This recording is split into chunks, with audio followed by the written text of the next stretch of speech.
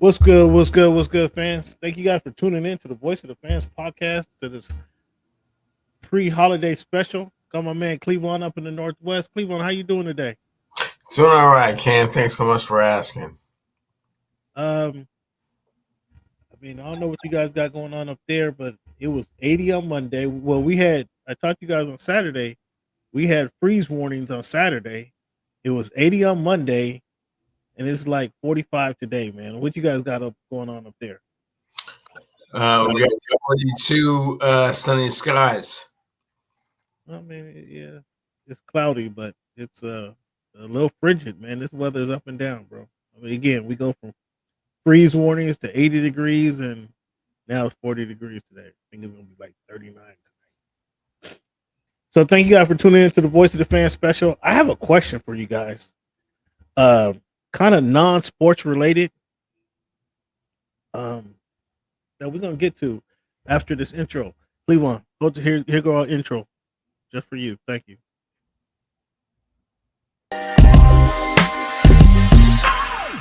Am I speaking to right now? Cameron. My name Cameron. Cam Buford. Hey, it's Peter Rosenberg. I'm hanging on my man Cameron Buford. I'm a Dolphin fan. This is a big year for Tua to prove that he's a franchise quarterback. I'm more a fan of boxing. Boxing is my main sport. All we want to see every year are the best two mothers getting in the ring and getting on. Best team to fight the best. Somehow we got away from that because guys are trying to protect their record. Think about it like this: the promoter pays the fighter pays the manager. Okay. So the manager works for the fighter, and the fighter works for the promoter. Okay. Talk about that loyalty for a moment. I'm standing there to try to make a change.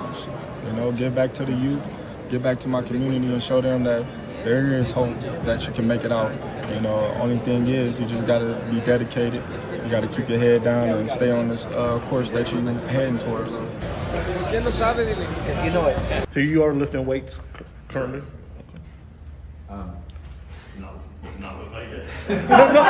When he said it's easier to score in the NBA versus Europe, did you agree with them? To me, it's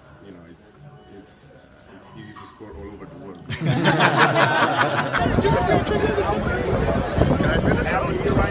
Do you want me to speak or do you want to conduct the interview and answer for me? Which one? What do you think about the type of Like I was saying before. Aaron, what has the game of baseball taught you? One of the biggest things is being humble. Can you give a message to the kids to kind of persevere through the false teachings they may be giving? Patience. Okay. Patience. As the show Voice of the Fan Oh my goodness! continues to I'm in evolve, You were adding some spice to it. it is strictly banter back and forth between myself and Cameron Buford. I enjoy all of it. The real ones know what's going on, right? Like you said, Pacific Northwest, so I think it's a big part of my game, and every time I step on the floor, I just want to represent my city. You play this game and you don't turn to win a championship, then why are you playing for? I'm happy for the Mariners. I'm happy for all Cam. Nobody. Never mind. Go watch the tape. Go watch the tape, and then you tell me if it was all about just a system. You look like a buffoon. Go do your research. Go do your study. You played against Michael Jordan, and you said LeBron is the best player in the history of the game? Did you guys hear that? Oh, this guy. Hey, come here. It's okay. It's okay. It's okay. That's what's good in sports, man. It's the big Snoop Dogg, man. That's what's good in sport. Thank you for making our voice your choice. And really appreciate you listening to the Voice of the Fans podcast. Check it out every single week.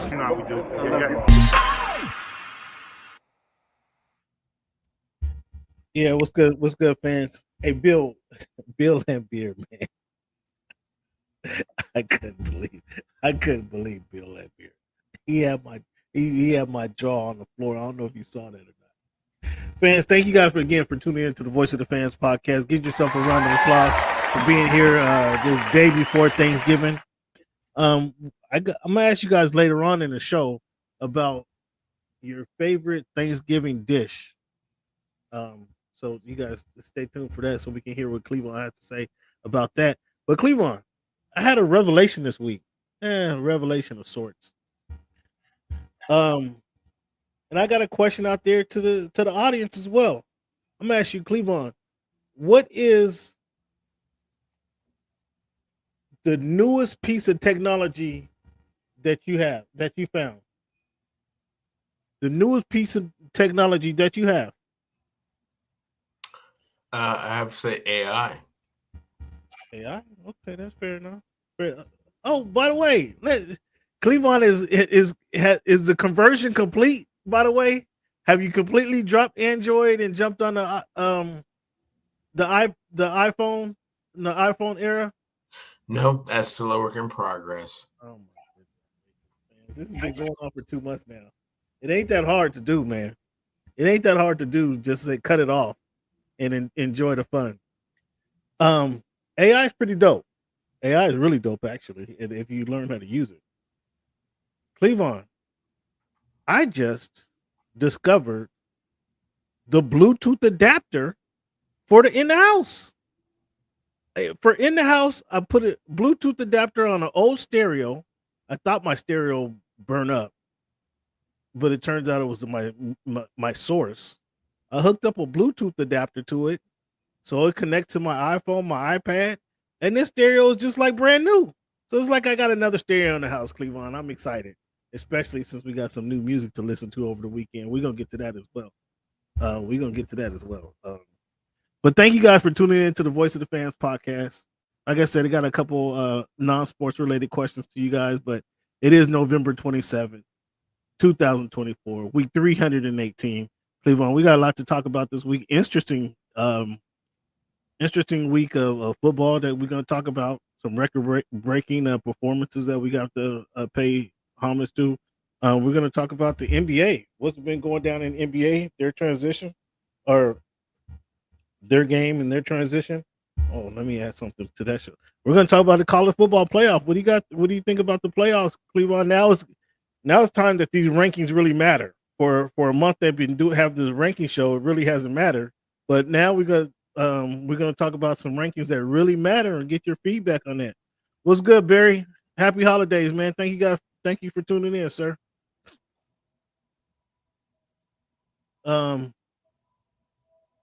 then we're going to talk about, like I said, the NBA. We got some Major League Baseball awards that it's just that we're going to have to touch on. I mean, it's kind of formalities. We already knew who the best player in all of baseball has been for the last 4 years now. So he finally gets crowned. We're going to get Cleveland feedback on that. See what hating stories he has about this guy.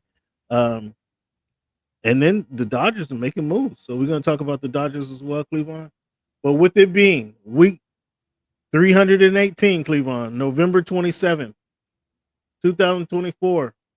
Cleveland, we're looking at the number 18 and the number 27. Who wore when you're thinking of number 18, who wore that jersey number the best, or who first come to your mind? Cam, who comes to mind first is Peyton Manning, and who wore the best is Peyton Manning. Okay. You kept it straightforward right there. I thought you were going to give us something else. But yeah, no argument there. No argument whatsoever there. Number 18. Charlie Joyner was pretty solid. He didn't win no Super Bowls, but Peyton Manning. And when you're thinking of number 27, Mr. Cleveland, outside of Terrell Buckley, the cornerback from the Florida State University, who wore that jersey number the best? Who comes to your mind first? Cam, I might have to go with Vladimir Guerrero. Ooh, Vladimir. Junior or senior? Which one? Senior, because he's the father of Junior. So yeah. Okay, that's a good call. Good pull there. Cleveland, we had some interesting games this weekend. Who's the quarterback of the Seattle Seahawks, Cleveland? Geno Smith is the quarterback of the Seattle Seahawks, Cam. You need to say that more proudly, more loudly and more proudly. I mean, Geno getting you guys W's up there. That was the proper tone to it, considering they scored 16 points. I'm sorry. 9 points on offense. You see? You better show some proper respect to that gentleman for leading you guys to the top of the NFC I West. know. For a touchdown and a field goal. Okay. What is your record up there? 6-5. And where does that put you in the division? That's what I'm interested to know. Where did that have you guys in the division? At present, they were in first place in the NFC West. So you need to stand up and give that man a round of applause. I mean, what are you doing? Yeah, that's a great job, Jimmy. Well, I don't understand the disdain in your voice that I'm hearing for him. Give him some respect. In fact, you owe an apology. All these years of disrespect. You already apologized, Cameron, and I'm not going to go no further. I don't think the fans heard you apologize. Yeah, they're 6-5. Let's not get all carried away with all of this. You see, fans, he's reluctant to give Geno the proper due when the guy's leading his division. I mean, what more can you ask for at this point? Yeah, they're composed. I mean, he looks composed and ready for whatever's happening sometimes, and sometimes, throws an interception in the red zone and, leads to other things. So what more could you ask for at this point? Could he be any higher in his division right now? He can't be any higher than in first place in his division, but get him some credit. Stop hating on the man. Give him the credit he deserves. However, he's not an elite quarterback, so cut it out. Geno, do you hear this guy? Do you hear all the cheering and popcorn and beers he's had passed his way because of your performance out there? He doesn't want to give you the proper credit. I apologize, Geno. I'm gonna apologize for him. Because shame on this man over there, beat this man up season after season, and he finally gets him to the top of the NFC division. Who would have thought you guys would be at this point right now in the season, and this man is reluctant to show you any love, Geno. I got your back, Geno. I got your back. We had over the weekend the Browns going into or welcoming Pittsburgh Steelers, and as soon as they got off the bus, they hit them with several snowballs. As soon as those Steelers got off the bus, and I was not like, they're less than 100 miles from each other. The cities are, so it's not like Pittsburgh hadn't seen snow or Pittsburgh doesn't deal with that Arctic wind in November. What did you see out of the Steelers or what did you see out of the Browns that prevented the Steelers from making any hay in that game? Oh God, the game was out of control before the weather conditions, played there. Thank you for saying that. I mean, Pittsburgh was definitely handling business, and then the snow came, and then a few passes here or there, a few pass interference calls that weren't called. Oh my goodness! Is that what you're gonna go? You're gonna say some pass interference calls? Is that where you're going? Yeah. So Jameis Winston, running in for a touchdown, overcoming a bad turnover. He gave the Steelers a couple gifts himself. You're gonna overlook Jameis Winston, coming back, going back to his days in Florida State to channel his championship medal to win that game. You're not gonna give him any credit.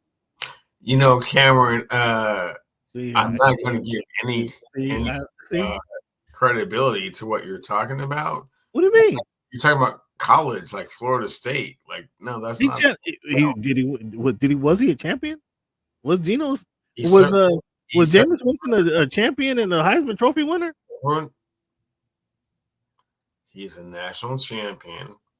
He was the number one pick in the draft. He was a Heisman Trophy winner. Okay, so he does have a history of solid play. 47 years later, not so much. He was. I mean, it's in there. He dusted off those championship memories and went to town in Cleveland when it started snowing, and they managed to prevail, but no. I mean, what does it take for Cleveland to be impressed?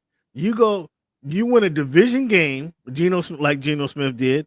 you win a division game in bad weather against a team who nobody picked you to win, and Cleveland still doesn't give you any credit for that win. No. Well, what happened? What happened to Mike Tomlin?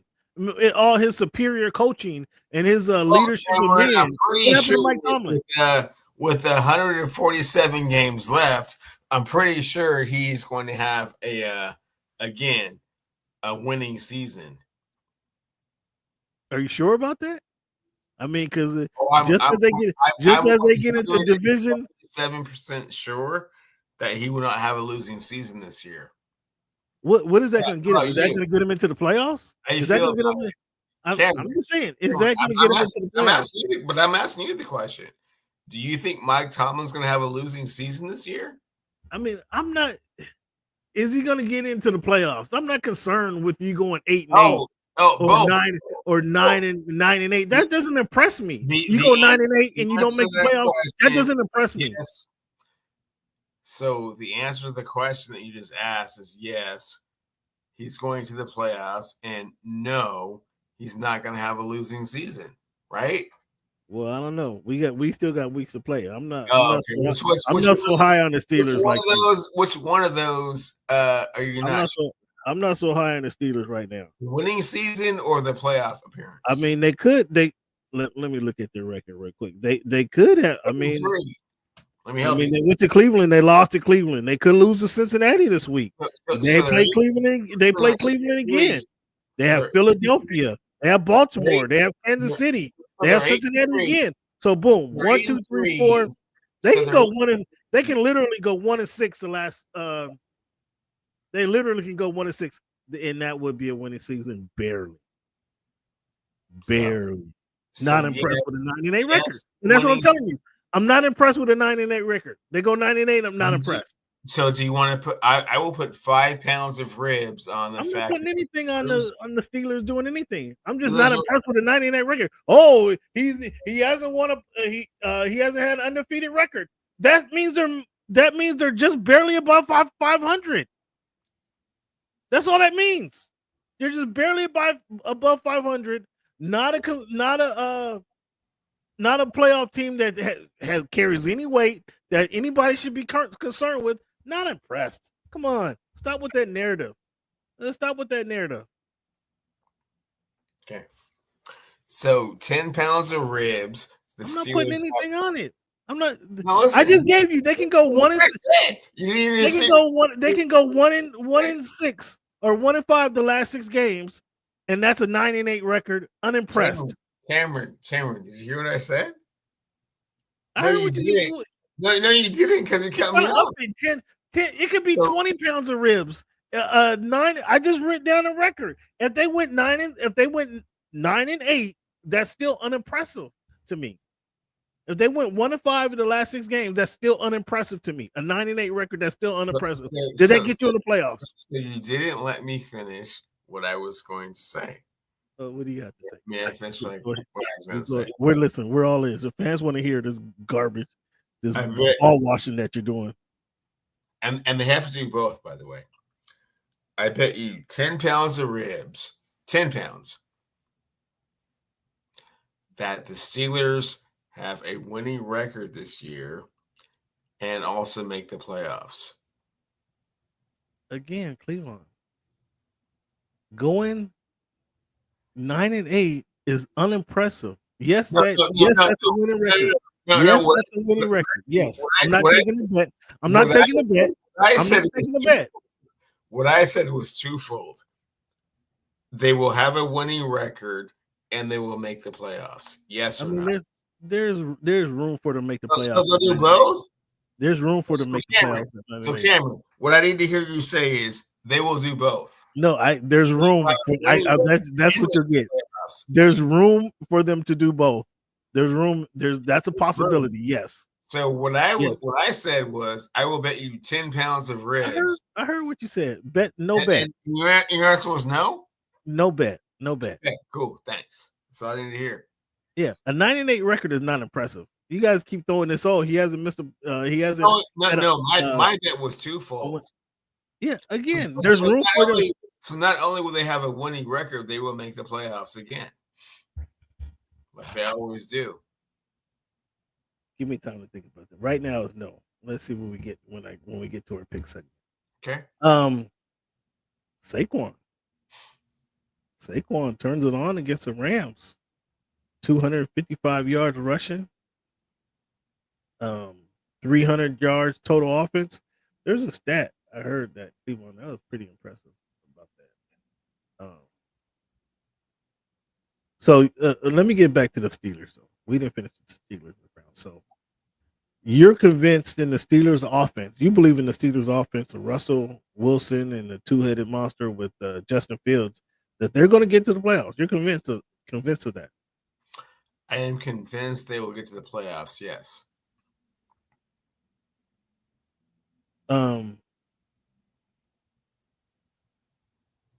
Saquon Barkley in the last 2 weeks in consecutive games, he's 500 yards from the line of scrimmage. This is the most since what running back, Cleveland? 500 yards from line of scrimmage is the most since Barry Sanders.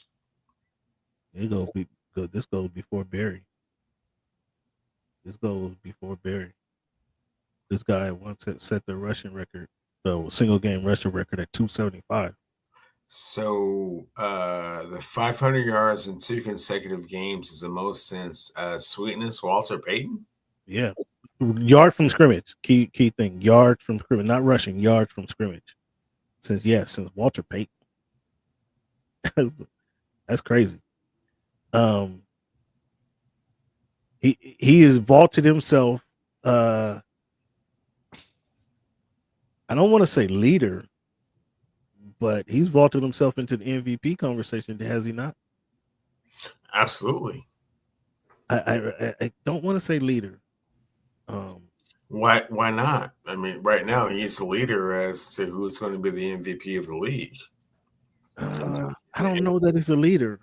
In the NFC, you have some other person that you're thinking of that could possibly be the NFC right now. Sorry, MVP. In the AFC, I've been credit for. I'm not saying that Saquon is the MVP of the league, like Yeah, I mean he'll the NFC Offensive Player of the Year. Yeah, sure. But he's in the top 3, right? Oh yeah, he's in the top 3. Definitely. It's Josh and him and Lamar, right? You got a different list? No, it's Josh Allen. Josh Allen is still. I mean, Josh Allen didn't play this weekend, so he's still. The season he's having with the Buffalo Bills, I think, vaults him into. Again, I've been refusing to give Josh any credit and two-time defending champions to seal that game. I mean, Josh has been doing that. Not only against them guys, but Josh has been doing that. So Josh is still my MVP as of now. Now Saquon is right there. Like again, these 2 games, not only has he had we talked about this over the weekend with Tyler.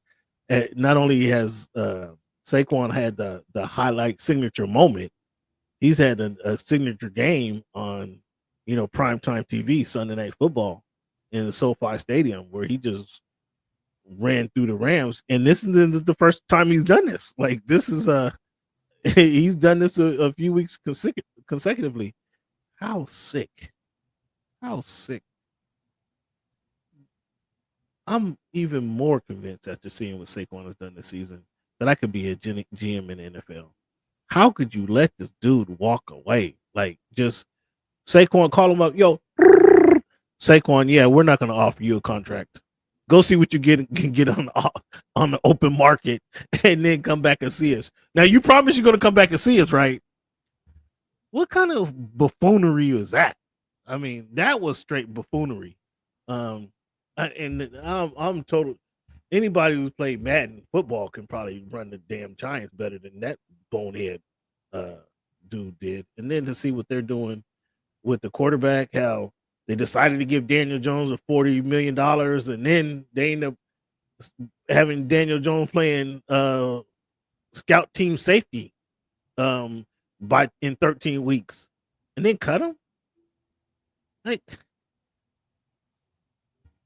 that whole building needs to be burned down. The whole building needs to be burned down, and they just need to start over. I mean, I'm with Malik Neighbors. What do you think about Malik Neighbors going off, sick and losing, and it's not the quarterback. You guys change quarterbacks, and the same stuff still going on. So what? What I see I don't see any difference. I'm 100% with Malik Neighbors, rookie or not. I'm with Malik Neighbors. What's your thoughts on what Malik Neighbors had to say? Spoiled. He knew. Spoiled. Spoiled. The best talent goes to the worst teams, and they just haven't been able to turn it around. So, yeah. But he said, I mean, he responded to a question that was asked, "How do you feel?"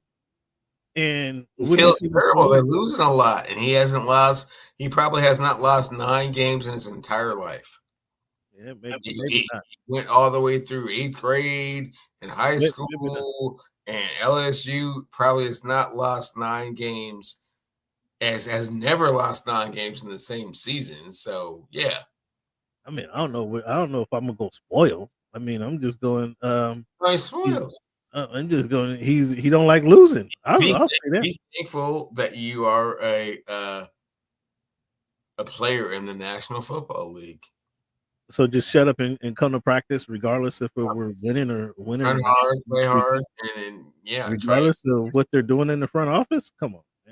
Somebody got to speak up. If the veterans aren't going to speak up, I mean, you might well speak up.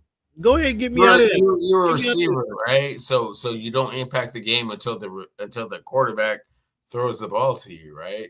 That's when they let the one quarterback go. I mean, he's not saying he was great. Wow. So I mean, you can talk all that you want to, but you don't impact the game that often unless the quarterback is someone that can help you out.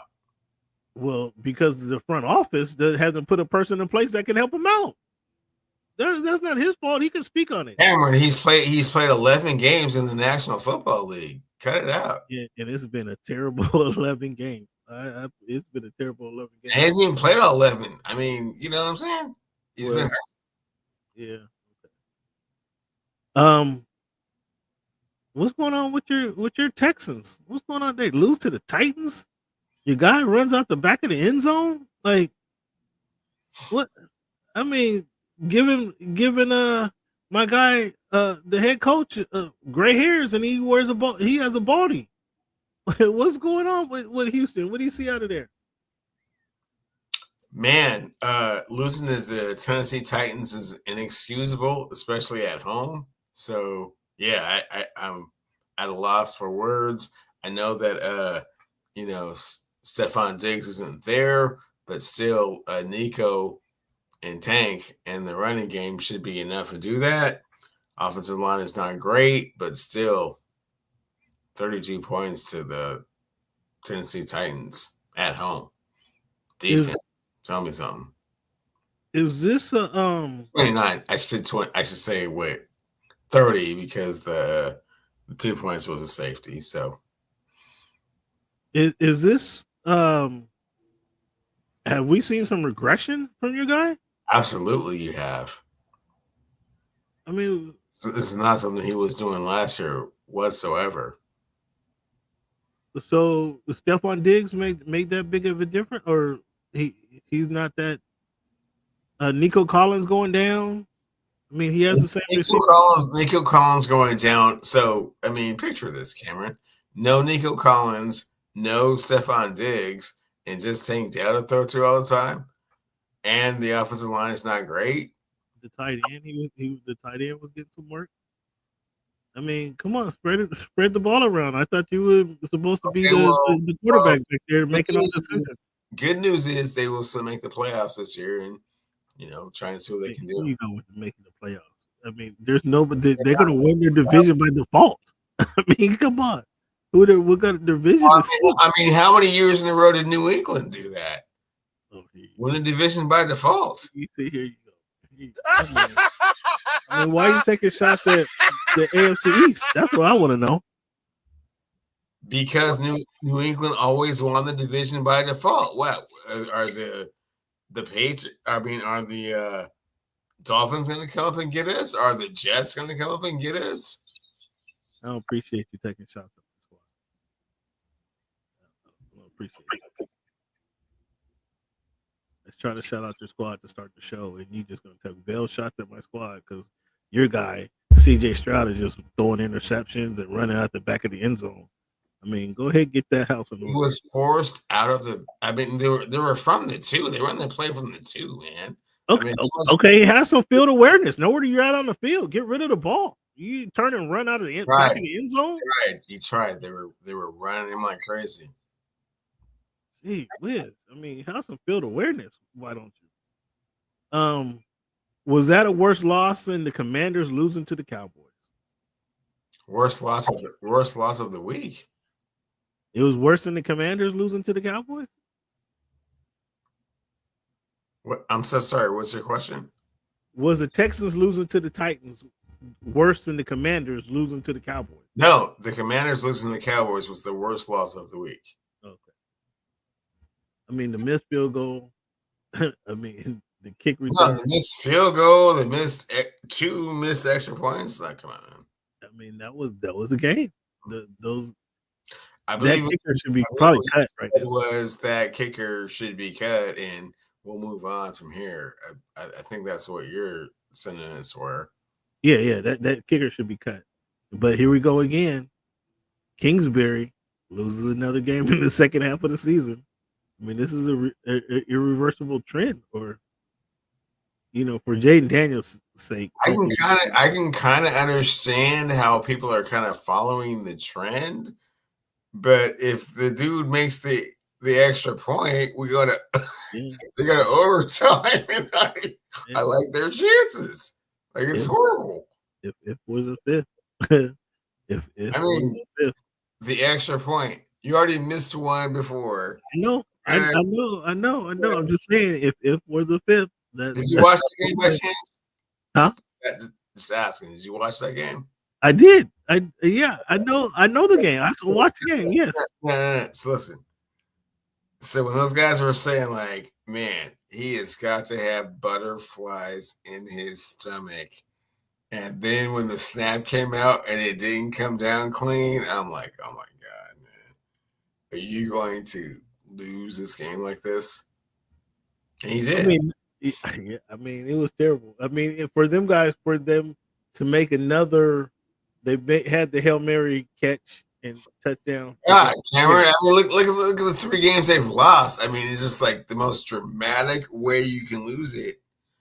Cairo Santos can't hit a game-winning field goal against who's the team that got the pass? But the way they've won is kind of wild too. So. No. They always win the game good, but like the game, like the Minnesota? No, it wasn't. Minnesota was this week. What was the game with the Hail Mary? They beat Chicago. They beat Chicago with them. Oh, right. They beat Chicago, and then they lost to the Steelers by 1 point. And again, against Dallas, I mean that dude makes a field goal, and then they get this long touchdown when they need in 30 seconds. They need to get down there and score. Thank God, the extra point to send the game to overtime. Yeah. Come on. Yeah, he can't. I mean, they're lucky he was at home because he couldn't get on the bus. Like. We gonna leave unless he's the first one on the bus. Lucky Debo's on their team, right? Because right. Points and a field goal. Oh boy, no. 49ers lose to the Packers.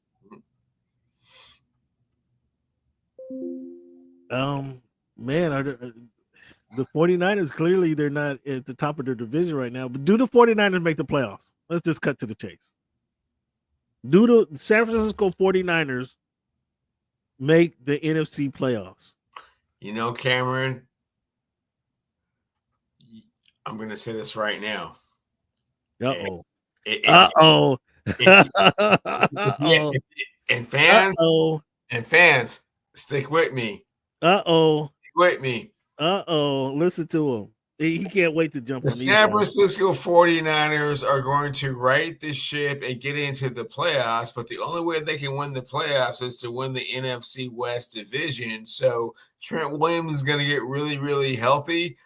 Christian McCaffrey is going to do his thing. He played on Sunday. Yeah. Warner's gonna, his ankle's not gonna be as hurt as we think. Bosa's gonna come back into the fold. What about that quarterback? Brock Purdy, the next 3 weeks is gonna get healthy, and they're gonna win enough games to get into the playoffs. The only way the 49ers get in the playoffs is to win the division with teams like the Seattle Seahawks and the Arizona Cardinals. See, fans, this is a veil shot, fans. This is a veil shot. And most of you guys probably don't even recognize this, but he's taking shots at one guy who wears number 7 in Seattle. He's taking shots right here at that guy. And I don't understand it. What this guy has done. What this guy has done to you. Can make the playoffs and return to their Super Bowl appearance back to back from the NFC representative. I'm confused. I'm confused at why you're taking shots at this guy who's got your team into number 1 position in the NFC West. I'm confused why you're taking shots at him. I'm confused. Let the fans know. Help me understand. Because I don't even understand it. What this guy has done to deserve these shots that you're slinging at, these arrows that you're slinging at him from around the room. He's not even part of the discussion, but you want to take shots at him. What arrow slinging are you referring to, Cameron? So you're saying everything San Francisco is going to get the great bill of health. They're going to get the magic wand. Dr. Vitti is going to come over and wave his hands and bless them all. All of a sudden, Bosa's going to get healthy. Trent Williams is going to get healthy. Debo is going to get healthy. The quarterback is going to get healthy. McCaffrey is going to start playing to form again. All these ifs, ands, or buts. But the team that is currently at the top of the division, you have them failing for one reason. And I like to, is it the rookie coach? Are you going to blame the rookie coach for having them in position in week 12 and not winning this division? Are you going to blame the coach? Are you going to blame the new receiver, Jackson Smith and Jigba? Are you going to blame DK Metcalf? Are you going to blame the defense? You got to put the blame somewhere. Where are you going with all this? What was your original question? Do you even remember what your original question was? Yeah, why are you taking shots? No, at the quarterback that's currently leading the NFC, has his team atop of the NFC West. Why are you taking shots at that guy? That was not your original question. Do you even remember what your original question was? I asked if the San Francisco 49ers was going to make the playoffs. And then you what did I say? All these ifs, ands, or buts, but you're taking shots. And I said, I said yes with a wink. Mm-hmm. Right. Ooh, you know who's going to win MVP in the NBA? With I know who's going to win that one. I know who's going to win that award. MVP of the NBA is going to be one person down in OKC. Because I understood the question, and yeah, taking shots at. I mean, I don't know. Was Gino flirting with your wife or something? Like, did he take Coco? Did he bring Coco some some Scooby snacks this weekend and take him for a walk? And you didn't like it? I'm so sorry. Do you watch a lot of Geno Smith games? I know Geno has himself at the top of the NFC West. Okay. Right? So how many points did the offense score last week? See, I don't know why you're taking shots at Geno. That's what the question was. No, why are you taking shots at Geno? You don't know why I'm taking shots at Geno? Because the offense scored exactly 9 points last week. And he threw an interception in the end zone against a team that was also playing for the top of the NFC West, right? Oh, okay. Yeah. So, right? Do I have that correct? Sure. So in the first place matchup, Geno orchestrated the win. Yeah, Gino's agent. I've actually I've been privy to some of these conversations between Snyder and the Gino's agents. It's like, homie, 30. All right, cool, we're good. 30 next year. I don't know why you're taking shots at Gino.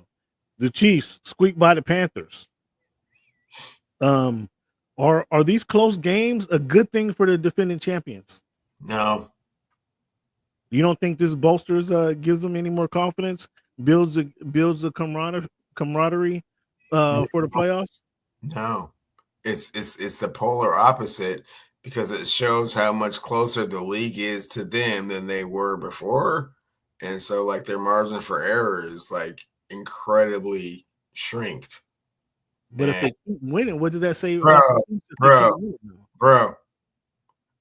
you have to kick a winning field goal in Carolina? No. So So those being the defending champions, you don't think they're getting every? That's not a dominant team.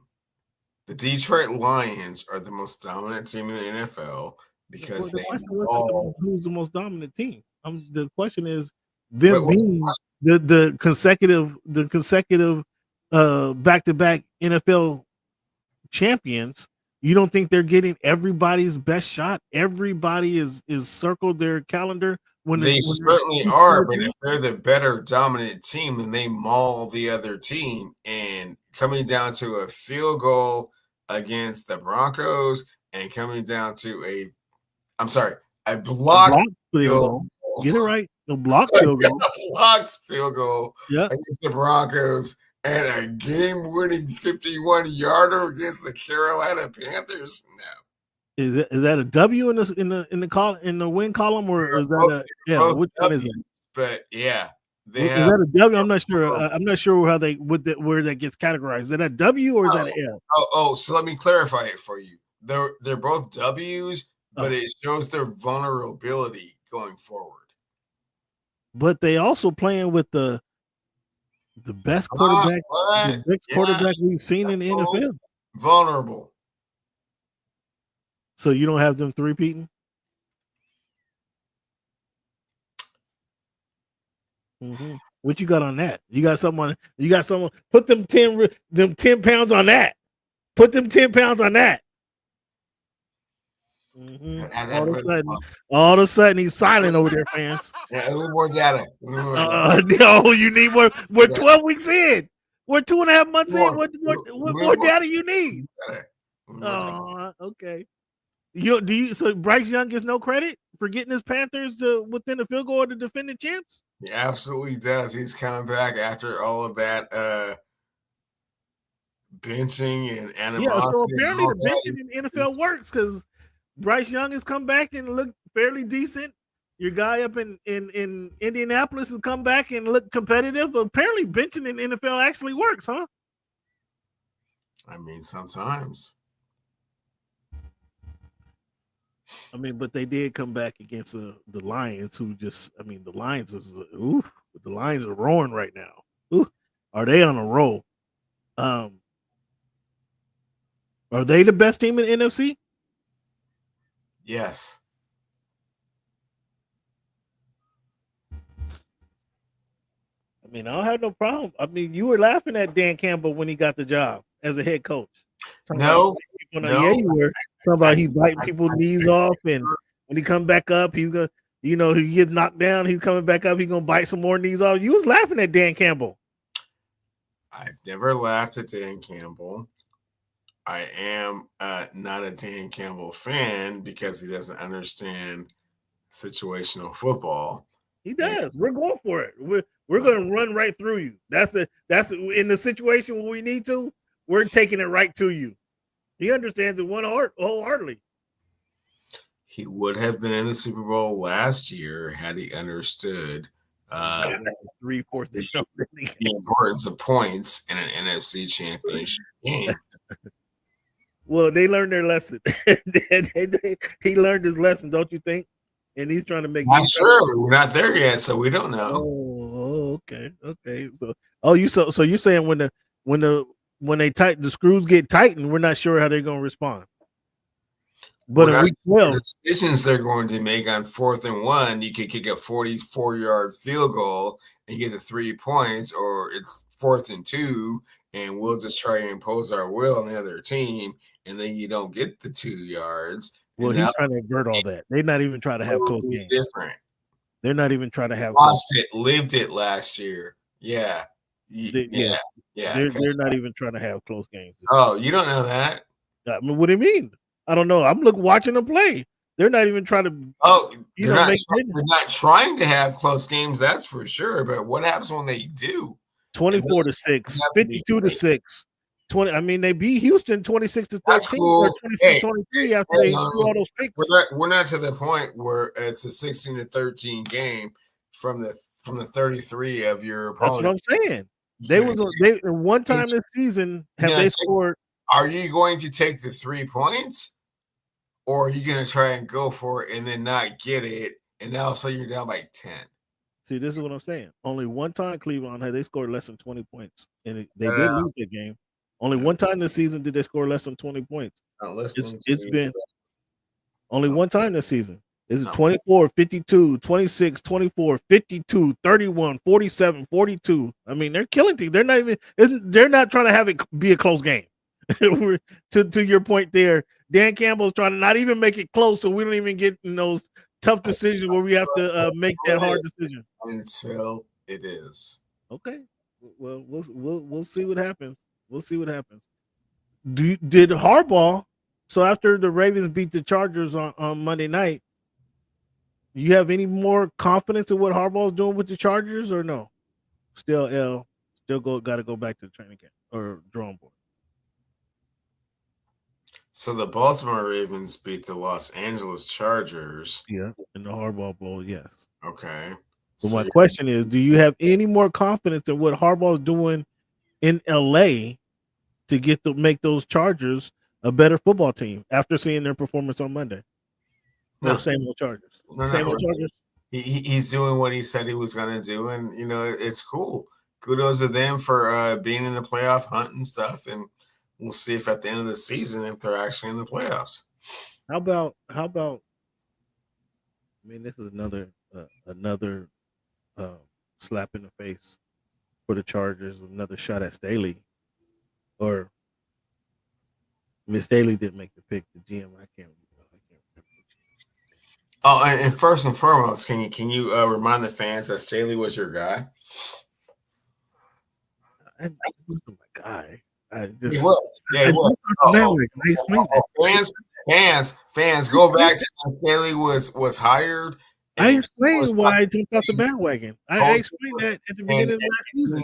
How these millennials worked and let them, take breaks to talk on their cell phones and stuff and out. And, I think Cleveland. I think you're being disingenuous right now because I stated that was the brilliance of understanding the culture, and he was just building all this culture. I clearly stated. Can you remind the fans of how you felt about Brandon Staley? You were there. I explained when Tyler Dragon was on the show. How cool was it that Staley gave them a timeout to go and talk on their phones? Because that's what they like to do. I don't know that was Staley. But look, I told you. I jumped out the Staley bandwagon when he had Derwin James playing every position but place kicker on that team last year. I told you that. I can't. If you can't utilize Derwin James properly, I can't. I'm off the wagon. Okay, I'm off. I was a fan of him. I thought he was building a culture there. I'm off the wagon. He didn't know how the heck to use Derwin James. I could have told you. You put Derwin James, you line him up, play him at tight end, and let him go hit the ball carrier, period. Whether it's the tight end, the running back out the flat, you let Derwin James go. Because these players need time to interact with their friends and their families and stuff in the middle of training camp and stuff. I put your arm clearly around him you and all the fans. give him a kiss on the cheek, but now all of a sudden Harbaugh comes in with that hard ass A history, a pedigree of turning things around. All of a sudden you're like, ooh, coaching, yeah. So no difference. So no difference in the tournament. Okay, all right. So Jackson, Lamar Jackson, Derrick Henry, because the second team to record 30 touchdowns, 30 passing touchdowns, and 1,000 yards in 12 weeks since what team? 30. I'm so sorry. One more time.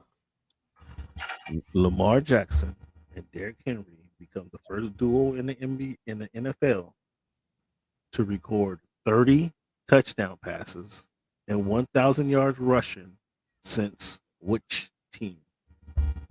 I'll give you a hint. This decade or this century.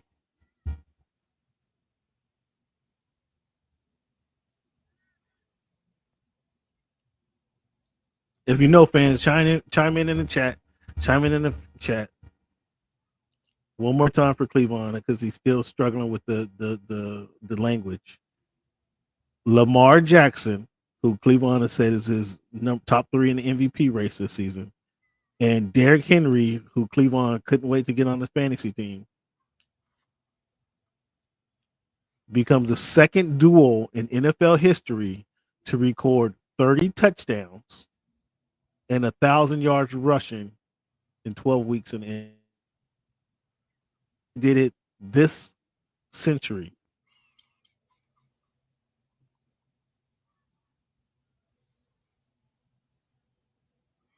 I have no idea.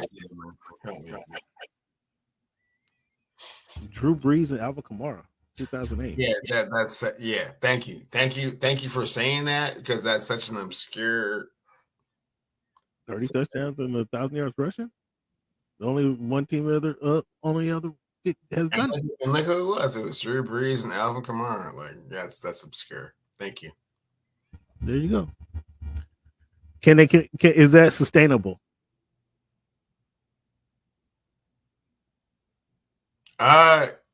It completely depends on the Baltimore Ravens. Per our conversation with Tyler, the Baltimore Ravens have a tendency to really when they do really well, bask in the glory of doing really, really well, and then they'll go up against a team and not be able to execute, and it will just fall apart. They have no consistency about them whatsoever. What's up, Denali? Appreciate you for tuning in, man. Thanks. Good looking out. Stick around. Hit us up more. Yeah. Share the show. I'm sorry for Cleveland not answering my questions, but how did I not answer your question? Well, we were talking about Geno Smith. Okay. Appreciate you for tuning in, Denali. Give yourself a round of applause. Again, bro, thank you, man. Who's your favorite team? Where are you listening from?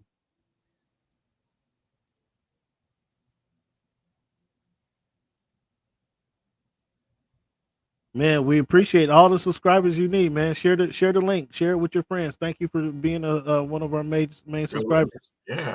For Grip too. He's a Ravens fan, huh? You a Raven fan, huh? Okay. Okay, we'll see that from BC. Canada in the house. Got family in Coquitlam, about to be up there for Christmas. Holler, man, if you want to hook up. Well, yeah, there you go. Cleveland's buying fans too now. He'll tip you a little bit too, so you call in and root for him. Jackson Smith the Jigba, are you convinced he's there now? Are you convinced is he the number 1 or the number 2? Number 2. He's not the number 1? No. I mean, who's the number 1? DK Metcalf is the number 1. Lamar Jackson is a GOAT. Is Lamar Jackson going to win his 3rd MVP?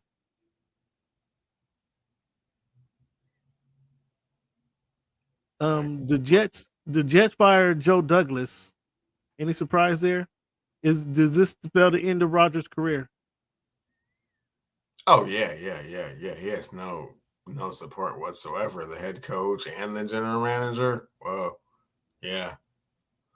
I mean, Woody was on board. I mean, the loser in all of this is who, Cameron? I want to hear your opinion. I want to hear you say it first. The loser or what? In this whole Jets fallout, who's the biggest loser? Oh, who cares? The biggest winner. No. It's not a who cares. I'm asking you a direct question. Who's the biggest loser? Devontae Adams. Devontae Adams. Oh my gosh. Yes. What are you doing? They traded for Aaron's right hand man, and now next year Aaron's not going to be there. And I believe I had that, didn't I? I believe I had that. First of all, I had at the beginning of the season that the Jets weren't going to the playoffs. That's number one. And then when they talk about him going to the talk about it was Aaron's going to go get his guy. Like Devontae, you might well stay in Vegas. I personally, might want to stay in Vegas and wait for Shedeur to come to town next year. I mean, you get the New York bump, but it's only for like 6 months, and then they don't win. So not even 6 months; it's like 10 games. So yeah, it's not even. They know who you are now. Maybe you can get a commercial or two, but dude, you live in Las Vegas. You're the toast of the town until. You know what I'm saying? Las Vegas, you're still a new team. There's not a lot of pressure on the Raiders to do anything because you're in Las Vegas. They just want to go out and party. Tomorrow, they figure it out after the next day. In Vegas, you figure it out everything. At noon tomorrow, we'll figure what we're doing tomorrow. Okay? There's no pressure in Vegas. We know you're the best receiver or a top 5 receiver in the NFL. And you don't have a quarterback. You could have rolled that to the rest of your career. You don't have a quarterback. But now you go to New York, and there's pressure. Now there's pressure. But also, let's not put it all on Devontae. He doesn't control where he's going. No. He probably could have nixed the trade. He's a veteran. He does not have a no trade clause. He doesn't have to have a no trade clause. But if he nixed the trade, if he could put it out there, I'm not interested in go play it with Aaron Rodgers again. What? No, but he was interested in. I know, but that's what I'm saying. That's what it facilitated the trade. If he said, "No, I'm not really interested in trade with Cameron," because he doesn't have any control over where he goes. This is not the NBA. You don't think this premier receiver in the NFL could have said, "No, I'm not interested in playing with Aaron Rodgers"? You don't think that? No. I disagree with that. No one in the NFL has that. New York didn't send the Raiders 2 number 1s. So it was like a deal they couldn't refuse. It wasn't like that. It was like, you want to go to New York? Okay, we'll take a 3rd and a 4th round draft pick. We'll take and go to New York, play with your homie. Like it was more of that situation. But if he said, "No, I'm good, I'll stay here." But why would he stay in Las Vegas? I mean, with Gardner Minshew and because the Jets are trash. The Jets are trash. I'd rather go play with the 4-time MVP and see what I can do. I'd rather play that way. They had won 3 games, Cleveland. They weren't any better than the Raiders. They were no better than the Raiders. So if they're no better than the Raiders, then why not go and play with the 4-time MVP and see if we can rekindle some magic? In that, and on top of the fact that wasn't even his decision. He doesn't have any. He doesn't have. I disagree with the fact that he doesn't have any input in. Yes, he didn't have a no trade clause. Zero input. He didn't have a no trade clause. Yeah. I agree with you there. Right. So but he had some influence on the decision. Come on. He had some influence on the decision, just like he had some influence on the decision to leave Green Bay and go to the Raiders. Free agent when that happened. Huh? He was a free agent when that happened. If he's under contract, he has no influence. I disagree with you. Zero. He's not like, I don't want to go here. They'd be like, "Oh, okay, that's cool." No. So what? I disagree. Devontae should have gone to the Ravens. I mean, if he was picking a team, if he was picking a team, Right. if he was picking a team, that's not the place I would have picked either. If he had his way, yeah. No, but he doesn't. I think this player had some influence. I disagree with you on that. Yeah, I know he didn't have a no trade clause, but he had influence. He had influence. So he can say what if you're going to trade him to the Jets? Like, no, I don't want to go there. Oh, okay. Yeah, I'm good. I'm good here. I'm cool here. What? I'm cool here. I'm not looking to go nowhere. For a third and a fourth, yeah, you have no say. Again, if they offered them two number all your ones, contribution while you were here, it was great. You were such a model citizen, and I wish you the best. I disagree. What's his name? Al, not Al. Young Davis is a player's guy. He wants everybody to be happy. Young Davis has no idea what he's doing, and you understand that. It's visibly apparent. Well, yeah. I mean, I don't know, man. I don't think. I think he has some. I think he had more influence than you say. Yeah, he wants to team up with his guy. Him and his guy is overconfident. Yeah, we can change it around. Get me on that team, and it'll be different. But no, it's not different because your guy is not that guy again. He's not that guy. Is not that guy from 3 years ago.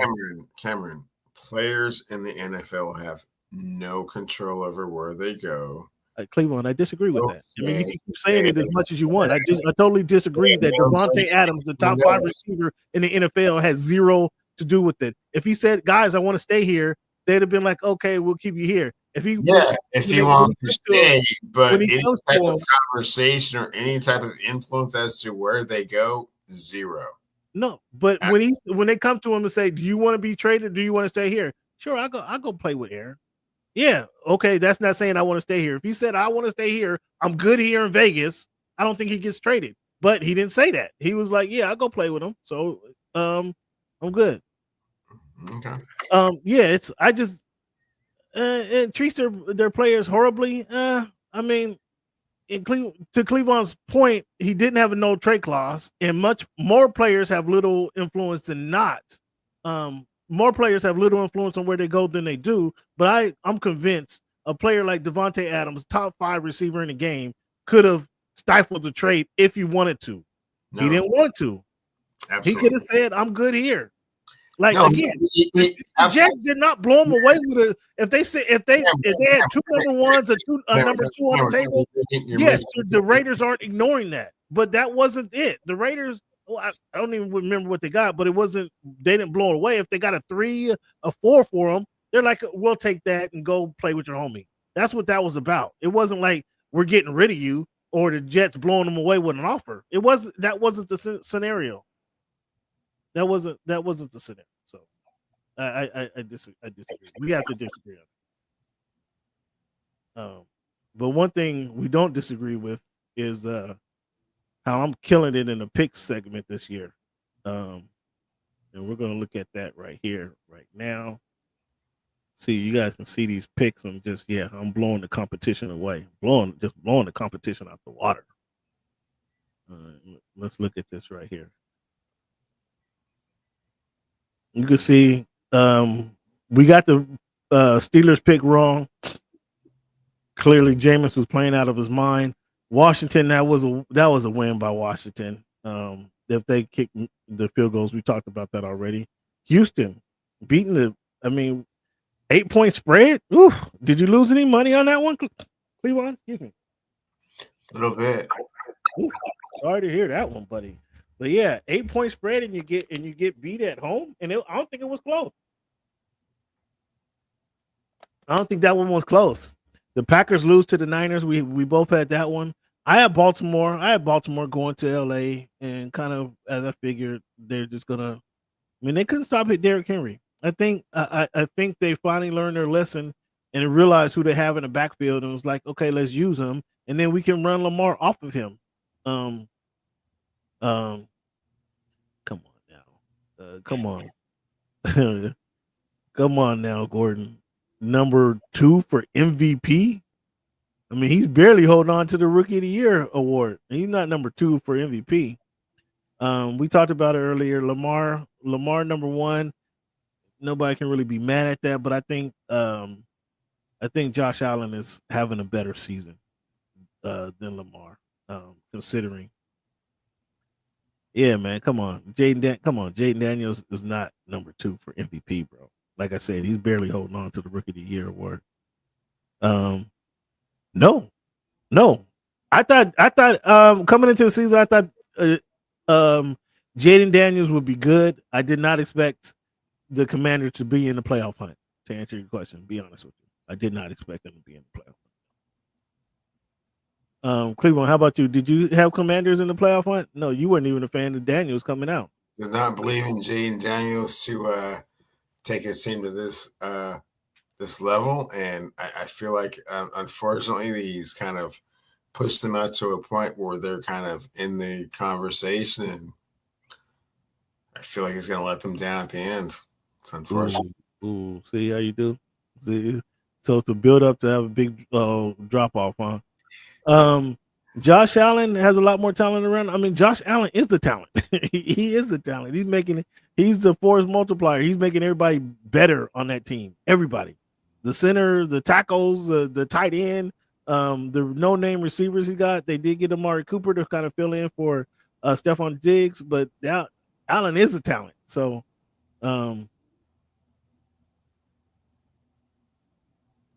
yeah, boomer bust, and he's booming right now. Kind of just what Cleveland said right now. Cleveland expected him to bust by the time the season's over, but he was a boomer bust. He was a boomer bust coming out. But Cameron, as we always talk about on the show, it's week 12. There's a lot of tape starting to unravel. But again, you don't want to hear this, but I mean, we know what you think about coaching. But some of this is that offensive coordinator, man. Some of this is this offensive coordinator.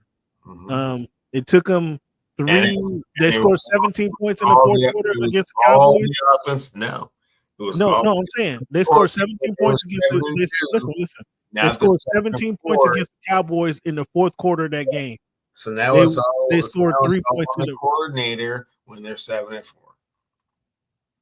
7-2, it was like, ooh, all the offensive coordinator. You're not listening. You're not listening to the whole point. I've been telling you for weeks now. Just keep your eye on it. The coordinator has a tradition of failing his teams late in the season.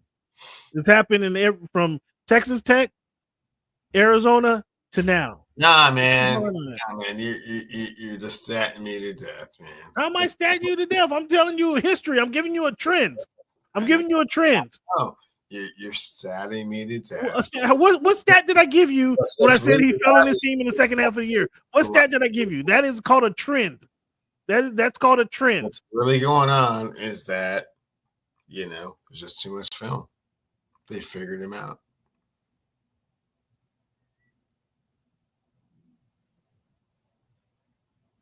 You're wrong, but okay. I had New England +7. I figured the Dolphins would win. I thought but I figured New England and Drake May would keep it close. The Dolphins actually blew them out. That was it's kind of a turn the channel after the second quarter type of game. But I lost that one.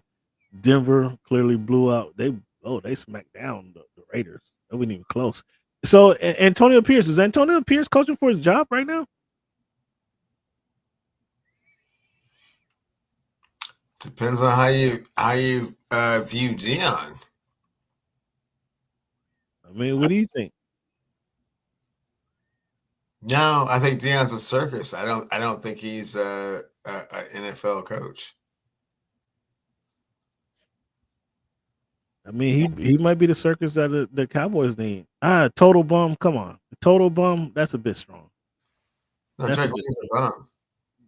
Total bum. I mean, he got him as a total bum. Come on, that's a bit. He's a bum. Cleveland agree with you. See, the Cleveland, you gotta go have a beer up in Canada.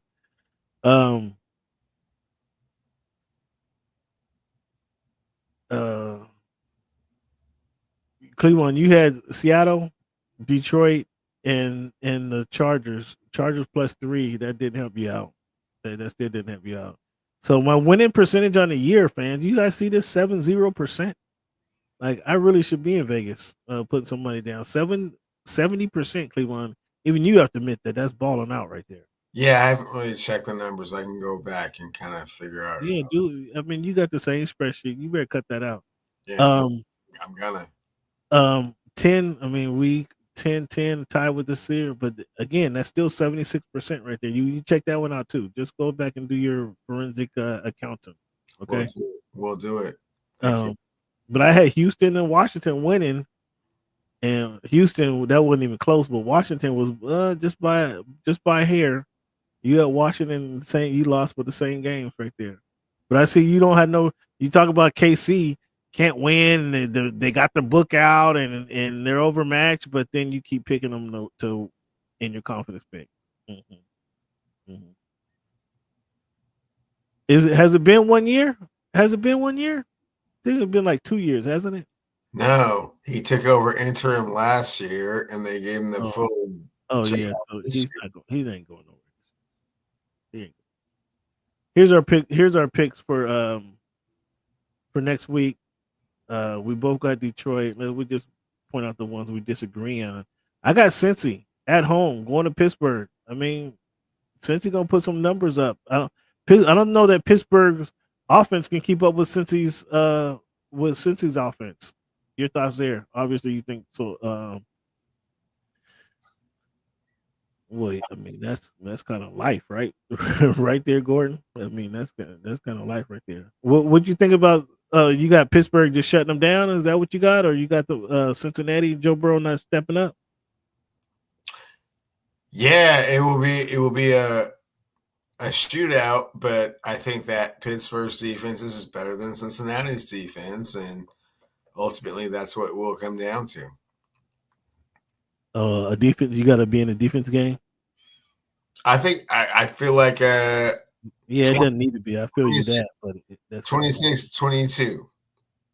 That's how I feel about it. Oh, okay. Is Russell going to finish that game, or Jordan? Justin Fields going to come in? Russell will finish that game because Cincinnati's defense is not physical. So yeah, it'll be okay.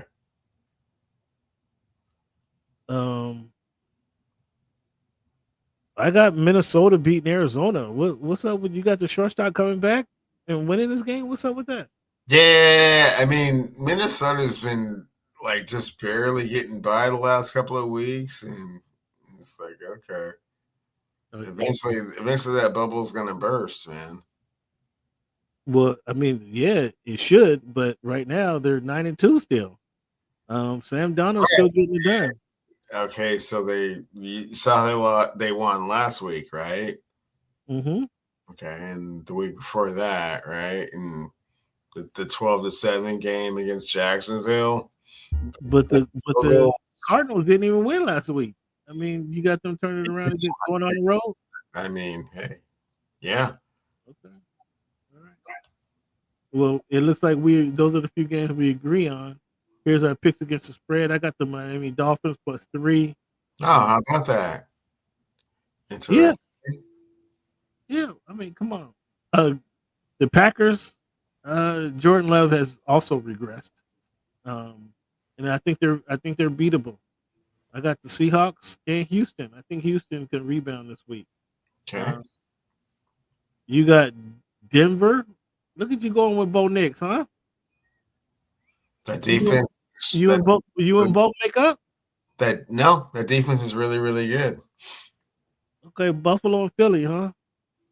You and Bo making up. Well, I like that. I like to see that. I got Buffalo in my confidence picks. I got Buffalo, Seattle, Houston, KC, and Detroit. See, you got KC again. You talk about how they're looking shaky, but you just keep picking. We have all the same teams except for Washington and Seattle. Interesting. We'll see how those games go.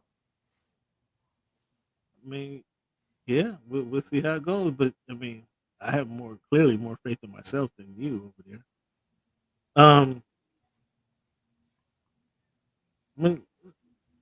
You want to talk fantasy football, Cleveland? Nah. You don't? Not to the playoffs. You ain't want to talk about it all year. I was in first place for 10 straight weeks. And you got first place for a hot second. All of a sudden you wanted to, chirp. Nah. Wait till the playoffs. I mean, When was that? 10 weeks? When was that? How long ago was that? That seemed like it was a eternity ago. No. I was in first place for 10 straight weeks. You got first place what, last week? Maybe 3 weeks ago. No. It was like last week. Okay, well, who's in first place right now? I think that's what matters. I think that's what matters. So against your question, like, so you see the win streak W4. What's that mean? W4. What's that mean? That means that I don't want to talk about it until we get to the playoffs, and then we get down. We'll talk some more. Oh, that's what you don't want to talk about it? No. Let me look at. You didn't want to talk about it for the first 10 weeks. You know what? I'm gonna take a station break right quick. You go ahead. I'll be right back. He's saying fans. You don't want to talk. You don't want to talk about the game right for 10 weeks. Go ahead. Who you guys got? How's your fantasy squad doing? How's your fantasy squad doing, fellas? Cleveland, you see how he ran out the room? We start talking fantasy football. This is his team. He got Jared Goff, DK, Jameson. I mean, Derrick Henry has been carrying him. Bijan, Kittles. He picked up Kareem Hunt midway through the season. He even had Brock Purdy. He was rolling with Brock Purdy. Caleb still ain't turned the corner for him. And Tyler Lockett, and he's hating. But you guys want to see the champion, the future champion, who he got on his squad? Patrick Mahomes, Justin Jefferson, Calvin Ridley, Jahmyr Gibbs, Aaron Jones. Woof. The rookie tight end has been cashing in. Tony Pollard has been better than anticipated. Here was the one questionable thing I did, fans, and I'll let you guys know. I drafted Jaden Daniels, but I traded him for Xavier Worthy. I got somebody else out of the deal too. I don't remember, but I got Xavier Worthy, and that has not paid off for me at all. Tank Bisbee, I thought he was going to be better. Nick Chubb, I thought he was going to be ready to go. I didn't expect it to take 6 weeks for the season for him to play. He hasn't turned the corner. Rome hasn't turned the corner. Bo Nix, I actually won a game with him last week. And then Jordan Addison, I couldn't believe he was available. I'd just go snatch him after his big game. But man, fantasy football fans, Cleveland ran. You guys see how quickly he ran out the room when we're talking fantasy football. You should get into fantasy, man. It's pretty cool. It's pretty fun, and we do it for bragging rights. So it's fun in that aspect. At least we can do it and have some chatter during the season. So fans, if you listen to Cameron's banter back and forth, the only player that he has that I will admit this, that I'm legitimately scared of is Jahmyr Gibbs on his team. Jahmyr was a great pick, and the only reason that he picked him, fans, is because I picked him last year, and he wanted to get back at me. Oh, that's why I picked him? That's why you picked him. Because he's a beast. It's funny how you picked him. Nope. Because I picked him the pick before you last year, and you wanted to get back at me. And I wanted him last year, so I had to pick him early. So I wanted him last year, but you went ahead and snuck him on me. But your team is, again, number one for 10 weeks. You got me this week. That's cool. Patrick Mahomes, Justin Jefferson. You're not concerned with either one of those guys? Brock Bowers? You don't even know who Brock Bowers is. You don't even know who Brock Bowers is. Yeah, Nick Chubb, man. I was kind of disappointed by that pick. I stashed him thinking he was going to come back and expected this. But what's his name been producing for me? I'm not mad at Tony Pollard. Last week, he had 19 points last week. See what I'm saying? Yeah, that's what he did. That was the only thing he did this year. Plus, you're mismanaging your team, so I'm not really all that concerned. Just saying. I know it's how you like to talk, when you're in first place. That's great. Glad to have you back in the conversation, homie. Well, make the playoffs. Make the playoffs so we can have a conversation. Oh, thanks. I think I will because I'm the number 2 seed right now. I think I'll make the playoffs. We'll see each other again. Pretty sure. Yeah, I don't know if you want to do that. I don't know if you want to do that.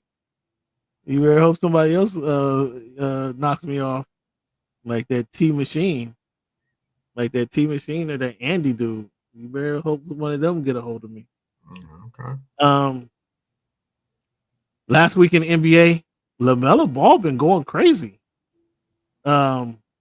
He scored 50 points, 10 assists in a loss to the Bucks. Then comes back and scored 44. Him and Brandon Miller become another quiz question. Him and Brandon Miller scored 32 and 37 points respectively. Become the first duo, 23 or younger, to score 30 plus points in consecutive games since who?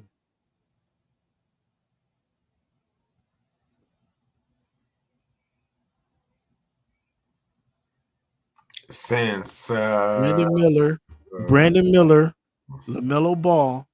Such an obscure stat. Since Derrick Rose and Ben Gordon. What? Come on, man. Okay, we're not even count that one. Since Steph Curry and Klay Thompson. Since Russell Westbrook and Kevin Durant. Oh, that's a good one. The Nuggets give up 145 to the Knicks. Sunday night? Mm-hmm. After beating the Lakers. Did you hear Jamal Murray said post game? No. A lot of guys.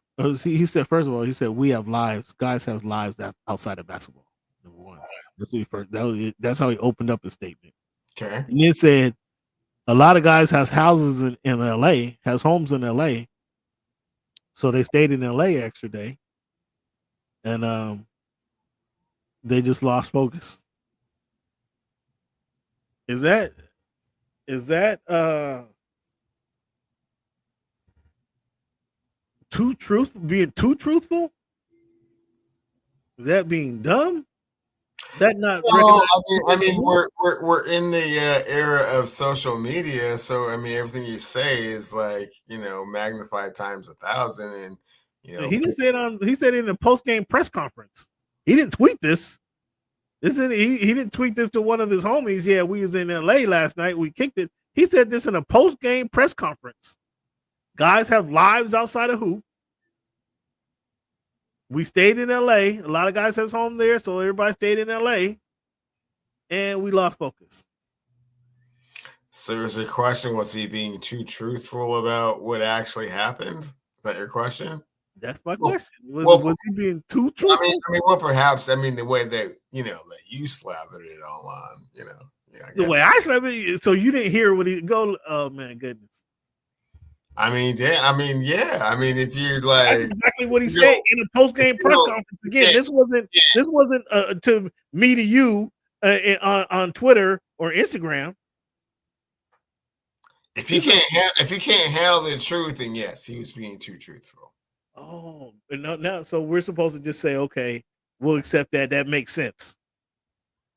Come on, it makes 177%. Man, come on, man. To the guy, the iron worker who's buying tickets to go buying tickets for his wife and 2 kids to go see the game. This is what you're going to tell us? He's spending $400 to go to a game? Being truthful, yeah. There's a lot to do in LA, and man, cats are like really like. But again, Cameron, going into the season and through this entire season, I will say this again, and please let the fans know how you feel about it. Jamal Murray is the most important player in the NBA right now. Well, you've been saying that, but Jamal Murray. Okay, Cleveland. So I don't want to get on Jamal Murray. Like, he's not a bad dude. And from all I see, he's not a bad guy. Mm-hmm. Everything I've seen and heard and talked to him, he's not a bad guy. mean, he's not out here committing flagrant fouls. He's not out here running around crashing cars, running over people, flashing guns around, and getting kicked out, getting suspended. This guy, for him, it may just been he was just being honest and too truthful. Too truthful. But Jamal, come on, you gotta read the room, bro. Like a lot of people, especially in the Denver and surrounding areas in Denver, in the Colorado region, are expecting you to step up and get this team back to an NBA championship contention. Like, you have my co-host saying you're the most important dude in the NBA as far as if you step up and play to your capabilities. Denver's darn near unbeatable. But because you haven't stepped up and played to your capabilities, just last year at the end of the year. I mean, just last year. Coming into last year, he was hurt. The year before that, they won the NBA championship. But coming last year, he was hurt though. At the beginning of last year, he was hurt. He certainly stepped up to that. Barometer. But didn't you expect that to kind of continue? That trend to continue? And you then get to the mountaintop and then you just come right back down? And then last year he was hurt. If he is healthy and focused this year, Denver will win the championship. That's why he's the most important. That's a long way to go. I think Denver lost from their championship team. They lost some key pieces, and they haven't replaced them. You're not going to talk me to death about Kentavious Caldwell-Pope again. You're not going to talk me to death about Bones Highland no more. No. Here's what I thought Bones deserved a chance. Ty Lue says, "Come sit next to me." Paul Murray is healthy and focused, bro. Won the championship. So you don't want to give Kentavious Caldwell-Pope any credit, but do you see how Orlando is performing even without Paolo Banchero this year? And where's Orlando gonna get? No. See, second round. Okay, but where were they last year? They lost in their first round. They might win their first round battle this year. They're not going to win their second round battle. He's breathing confident. He's bringing NBA championship caliber medals from the first round to the second round. That's cool. Bruce Brown. So Caldwell-Pope played defense for that squad on wing defense. The NBA has much more wing players than anything else. He played excellent wing, above average wing defense for the Denver Nuggets, along with Bruce Brown, who played excellent wing defense for them guys as well, and was able to bring the ball up and score. Talk in the NBA, I love it. Again, I love when you be talking about that defense in the NBA. If nobody else is doing it, Cleveland, the little bit that they do steps up and makes a difference. You know what? It's actually not that significant when it gets to the playoffs.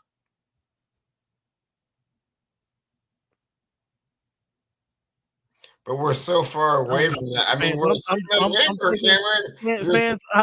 We're still November. At _voice of the fans, I need a new. I love this talk. Like, you don't understand how the NBA works.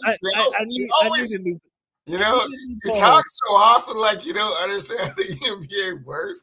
I need fans. Hit me up at _voice of the fans. We record every. Kentavious Caldwell-Pope went to the Orlando Magic. You guys want to step up and be my next co-host? Chime in. I need you, fans. I need you guys. I need a co-host because this guy don't know nothing about it. This guy, if nobody else is playing defense, Cleveland, the little bit of defense they do play, those few players that they had, Bruce Brown, whose role was a defensive player, Kentavious Caldwell-Pope, whose role was a defensive player, they weren't the scorers on the team. Their job is to play defense and allow Jokic to do his thing, allow Murray to do his thing, and then hopefully Michael Porter Jr. can get out there and hit some threes. Three-time MVP of the league on their team, and if Jamal Murray gets healthy, they cannot be beaten. And this is where I disagree, Cleveland. You're thinking of their team when they went to the NBA Finals. This is not that same team. They don't have that extra support that they had. Kentavious Caldwell, Christian Braun filling in for Kentavious Ooh. Filling in for Contavious Caldwell Pope is not that guy. Both of those. Christian Braun is not that guy. I haven't seen Marco Porter. I haven't seen Marco Porter. How they gonna replace Contavious Caldwell Pope when they got Joker and Jamal Murray hitting wet jumpers, and Michael Porter Jr. is healthy? Have you seen Michael Porter Jr. get in front of somebody? Have you seen Michael Porter Jr. get in front of somebody? Have you seen him take a charge, get a steal? Have you seen that? Yeah. Okay. Have you seen that? I don't know. Maybe you've seen it. Maybe I didn't see it. Fans, if Jamal Murray is healthy, the Denver Nuggets will win the championship. Well, they're not better than Oklahoma City Thunder. They absolutely 100% are better than the Oklahoma City Thunder if Jamal Murray is healthy. Where's my soundbite? Where's my soundbite at? That person don't know football then. Well, he's talking. That was talking to you. Where's my? Can you hear this music? Can you hear that? Did that come through to you? Can you hear that music? But you heard this though, right? That person don't know football then. You heard that, right? That was football. But I know. Yeah. Again, I'm looking for it. Look like a buffoon. There you go. That was it right there. Look like a buffoon. Yeah. That's Cleveland to himself right there. Scottie Pippen Jr. scored 30 points, scores a personal record, 30 points for the Grizzlies, for the Grizzlies against the Bulls. Is this sustainable? Bro, I'm going to tell you what, man. I don't know what has gotten into Scottie Pippen Jr. in Memphis, but he has been balling out of control. If there's any type of inference that he would be doing that in Los Angeles, he would still be a Laker. Like, I cannot explain. So you agree with your guy. We haven't heard from our guy Lomax. He's been scared to come on the show. He's been scared to come on the show because you got that subpar team and that plays in downtown LA now. Fourth seed. But the fourth best team in the Western Conference, sure. Mediocre team. The fourth best team in the Western Conference. Okay. Who was the guy? Gabe Vincent, right? Gabe Vincent. How's he been looking since he's been on your team? Horrible. Like he's been in LA just to curricular that take away from his performance. Or what's the other reasoning? What would Clint? What's Clint like to say? Some guys just don't know how to perform in those lights. The bright lights, yeah. Right. So, I mean, it's been 2 years for him. It's got to be one of those explanations, right? Because he sucks. So Scottie Jr. goes to Memphis, and there ain't nothing but Bill Street in Memphis. He must understand the difference in the barbecue, from region to region, and likes that one, man, and it's been like solid. Or he got some inspiration from the MLK Museum, one of the two. It's like when Zach Randolph got there and like, wow, Zebo is like a fixture here. Like, what's going on here? Been all over the place. What's good, SB? How you doing, bro? Happy holidays. When is Vanderbilt coming back? I don't know. I mean, exactly. Hyped him up like he was Robin. He hyped him up like he was Robin. 2 years ago, Vanderbilt was the difference. I'm here about that as well. I'm not gonna lie. SB, did you hear his take on the Denver Nuggets? SB, I don't know if you was with us. Did you hear his take on the Denver Nuggets and Jamal Murray? Very clear. Jamal Murray is the most important player in the NBA right now. I mean, SB, that's what I want to know because this guy, SB, I need your number. I need your email address, man. Shoot me your email address so I can get you on the show, man. You could take over as co-host because this dude here after the night. My goodness. Okay. Thoughts on the Bucks needing a game-winning layup. Dame did go off. They won last night. They beat the Heat. They beat the Heat in the tournament. But Dame need over the weekend. Dame need a game winning layup to beat the Rockets. Are you ready to give the Rockets some credit now? I was a year early on the Rockets. I said last year that they had on talent alone they should be the number 6 seed in the West. And with coaching, I thought for sure that they would be there. With Ime, I was a year early. Now. So, are you ready now today to give the Houston Rockets some respect in the Western Conference? Yes, Cameron. I think that Rockets can definitely potentially make the playoffs. Oh, look at he did come around. I thought you had some. I thought you were going to say something a little smart. The Rockets they're not only I don't want to say scrappy team there, which they are scrappy, but I think the Rockets, man, is kind of a well built team, if I should say, if you've seen one. They're built well. They have talent. Right now they're third in the Western Conference. I don't think they're going to finish 3. I certainly don't think that. But right now they're third and they're solid. They're a solid squad. Will the 76ers climb their way out of this hole? We see. Let me go back. Let me back up. The Bucks. We see the Bucks decline their way and win 10 straight. To get back to respectability in the Eastern Conference. Now they're 9-9 right now. They're 5th. But can the Sixers, who are 3-14, bro, 14 in the West in the Eastern Conference, can they climb out to make it to the playoffs, to make it to the play-in? Cam, not 100% sure. They're doing a little bit too much spreadsheet math over there, and it's not working out.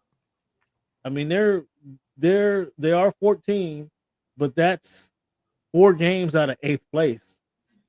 4 games out of 7th place in the Eastern Conference. Indiana, they're 4 games behind Indiana, who's number 8. I don't know.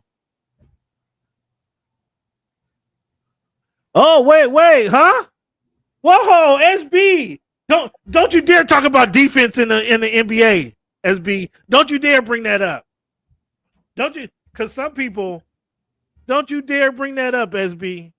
Because some people will just tune you out if you bring out defense in NBA. Yeah, SB. I tried it. Exactly what I told him. Like Bruce Brown, he don't want to hear Bruce Brown. He don't want to hear Contavious Caldwell-Pope being key factors in them winning a championship. He don't want to hear that. Cameron, he thinks it's all Jokic and Murray. But Cameron, why is that? What, that you can't understand that because you don't know the game? I mean, that's the only thing I can chalk it up to. You don't know the game because that is not how NBA championships are won. NBA championships are won by players having unstoppable moves. They can't be stopped. Again, this so is all of your traps and all of your 2 threes and all of your drawing up the stuff on the chalkboard, it don't work. But if you have somebody who can shut that other guy down, who's going between his legs, who's going around his back, who's trying to cross you over, if you have somebody who can shut that shit down, then that makes your team better. That's 100% legit if you can shut that other guy down. But once you get to the second round, that means you're playing somebody that's not a thing. Again, I'm sorry. Folks, hit me up at _voice of the fans. I need a new co-host. And it's so early because it's November. I mean, what do we even? I mean, why are we getting so in depth about this? No, it's not even in depth. It's not even in depth. SB just tuned into the show and gave it to you right there. It's not even in depth. I just pointed out to you, and you know it was coming too. You knew I was going to bring up Contavious Caldwell-Pope. You know it. I don't want to hear about Pope. You're bringing up Contavious. You knew I was bringing it up. Bruce Brown. The difference between winning the championship and not winning the championship. Chris Brown does not fill in the void for those 2 guys. Not. The difference between winning the championship and not winning the championship is Jamal Murray. It's not Contavious Caldwell-Pope. Okay. Say what you want. Say what you want. Hit me up, fans, at _ voice of the fans. If you want to come in and be a co-host, a guest co-host on the show, hit me up at _ voice of the fans anytime you like, okay? On X. We're going to Blue Sky, but right now that's hit me up there.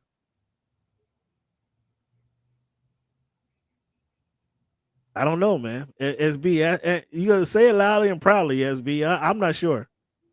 I'm not sure, SB.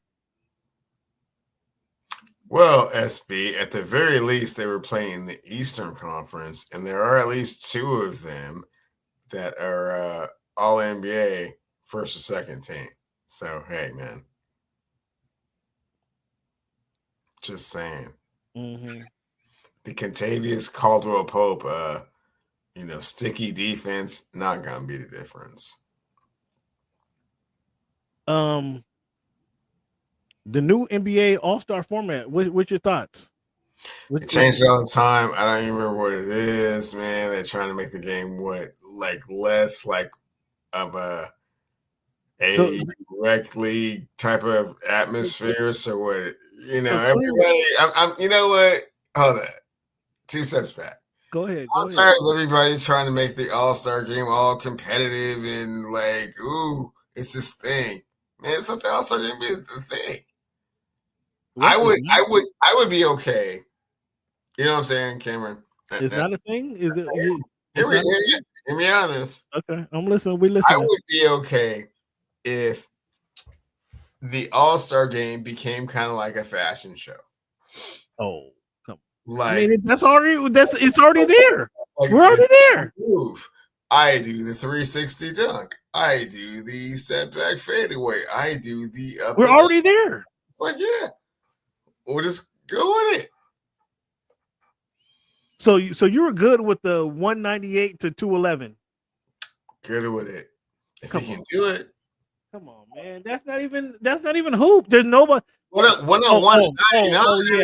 Oh yeah. You don't even want to talk about Chris. You don't even want to talk about Kentavious Caldwell Pope or Bruce Brown playing defense and being a factor on the championship squad. So you don't want to see any defense in the NBA All-Star game.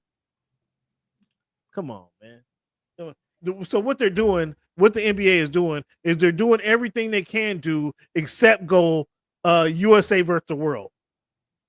Because somebody, maybe it's that guy number 23 in the purple and gold. Maybe it's Chris Paul in San Antonio. Somebody said they really don't want to compete in the game. Because if they went USA versus the world, means they have to compete because they're going to get embarrassed by the world. That means the guys, whoever comes into the NBA gets no votes. I'm okay with All-Star Weekend being a convention. You know what I'm saying? You got it's awesome convention now. You bring the artists. I can't say get rid of the All-Star game. Like get rid of Super Bowl when you really. I said weekend. Not the Super Bowl. I meant the Pro Bowl. Get rid of the Pro Bowl. Okay, you don't play the Pro Bowl game. But the Pro Bowl game wasn't a fan fest, if you will. The All NBA, there's so much more that comes with the NBA All-Star game. Rookie stuff. You got the skills challenge. Yeah, that's a full weekend. Contest. You got the 3-on-3. You got the slam dunk. And then at the end of all of this hoop fest, you got the All-Star game. And now 211 to 198. Come on, Cleveland. That wasn't no defense. Everybody trying to bounce the ball out the backboard and get their own dunk, shooting threes from the logo. Come on, cut that. Come on, man. I see. Don't understand. These guys start the weekend on Thursday, doing all of these things, all of these shows, all of these parties. Cut it out. Cut it out. Did you, Cameron? Stop this. Stop it. No, I'm not allowing you to go. I'm not allowing you to go here. Cameron, real quick, serious question. Did you go to the All-Star game in Vegas? Not in Vegas, no. I've been to the All-Star. I was in the All-Star game in LA. Fans, let me bring you up to speed. By Sunday, when it was time to play the game, those cats were exhausted over all of the things they had been doing since Thursday to Sunday. The NBA understands this. And so they kind of drag it out. And by the time it's time to like play like They have a week off, bro. pretend They have a game, week off. by the time it's time to play the pretend game, yeah, man. It's just kind of a pretend game. Why do you want it to be like this? Oh, the East versus the West, and Giannis versus LeBron. No. I want USA versus the world. That's what I want. That's what I want. And they would be forced to play because those Europeans are coming. There were Europeans going to come getting that ass. You know what? That's going to make them play. You actually don't want that because I do. I actually do. It would be I actually do. Too competitive. Why do you want the All-Star game to be so competitive? I'm sorry? Why do you want the All-Star game to be so competitive? These are the best athletes in the world. So what? We want to see them play. And they play harder. They play harder they play harder in the in training camp. They play harder in the summer league. Cleveland, they play harder in the summer league, which you despise. What do you call summer league? You want them to do that to entertain you. What do you call the summer league? I couldn't believe we're talking to win a championship. We're talking to we have a podcast. Like it's a regular season game, like for a playoff spot. How about it just be entertainment? No. Entertain me by showing some competitiveness. No. We have an NBA dignitary on the podcast in Cleveland. I couldn't believe he had the nerve to. What did you call the NBA? The All-Star game? We're in Vegas for the not All-Star game for the Summer League. What did you call Summer League, Cleveland? A glorified scrimmage, and our counterpart agreed. Amin Hassan, who was on the show, he called him that right to his face. So I couldn't believe it. He agreed. We don't want to. They play harder in the Summer League, Cleveland. They're more competitive in the Summer League than what we've seen in the NBA All-Star. That's embarrassing. You want to know why they play so much harder? That's embarrassing. Because it's before the season even starts. You want something to happen like 55 games into the season? Like we're supposed to be playing hard like we care? No. So SB had something. SB had something he wanted to share with you.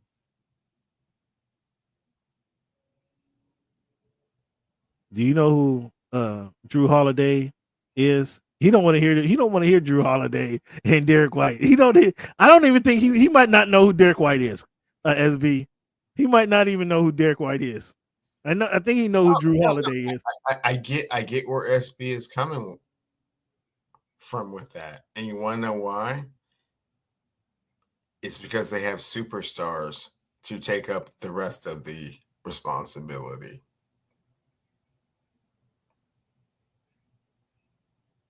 It's because you have Tatum and Jalen. It's because you have AD and LeBron. It's because you have Edwards. Yeah. Role players can just be role players. You don't expect them to do anything heroic. Because you need them to play their role. Just like you needed Tavius Caldwell-Pope and you need Bruce Brown to go ahead and defend the other guy and keep him from going off for 30. And Cam, I love this. I love the way you always campaign for your guys, like your role player guys. No, they don't win NBA championships. They contribute, and it would be helpful if you had them. But if you don't have a joker, you don't have them, you're not winning. That's the point that SB just said. That's the point that SB just pointed out right there. You have role players who star in their roles and win championships. Without them, you don't win championships. Put this a different way. If you had no joker and 3 Kentavious Caldwell-Popes, you're not winning a championship. If you have the joker and no Kentavious Caldwell-Pope, you still might win the championship. No, you're not winning. The Joker's not winning the championship. He has won. He hasn't been to the championship time and time again. He wasn't there until those guys showed up. And it's all Kentavious Caldwell-Pope's contributions. He didn't win before or after him. Not because of the 3-time MVP who's about to be the 4-time MVP. Call it what you want. He's not going to win a championship. He's not going to win a championship. Okay. Christian Braun is not getting the job done. Okay.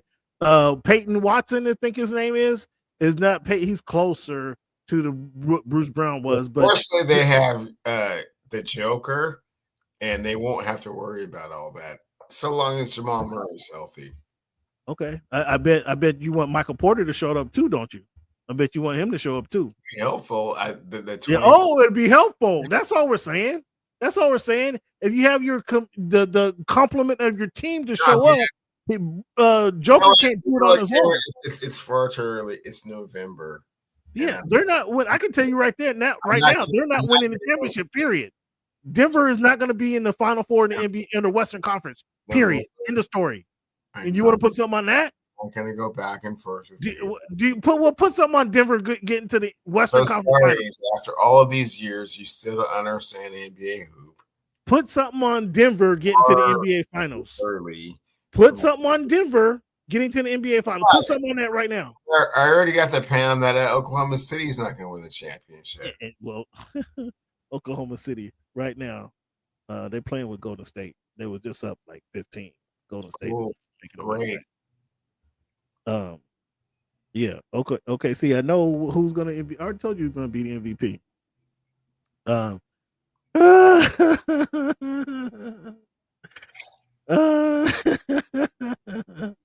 Right. He overhyping Joker.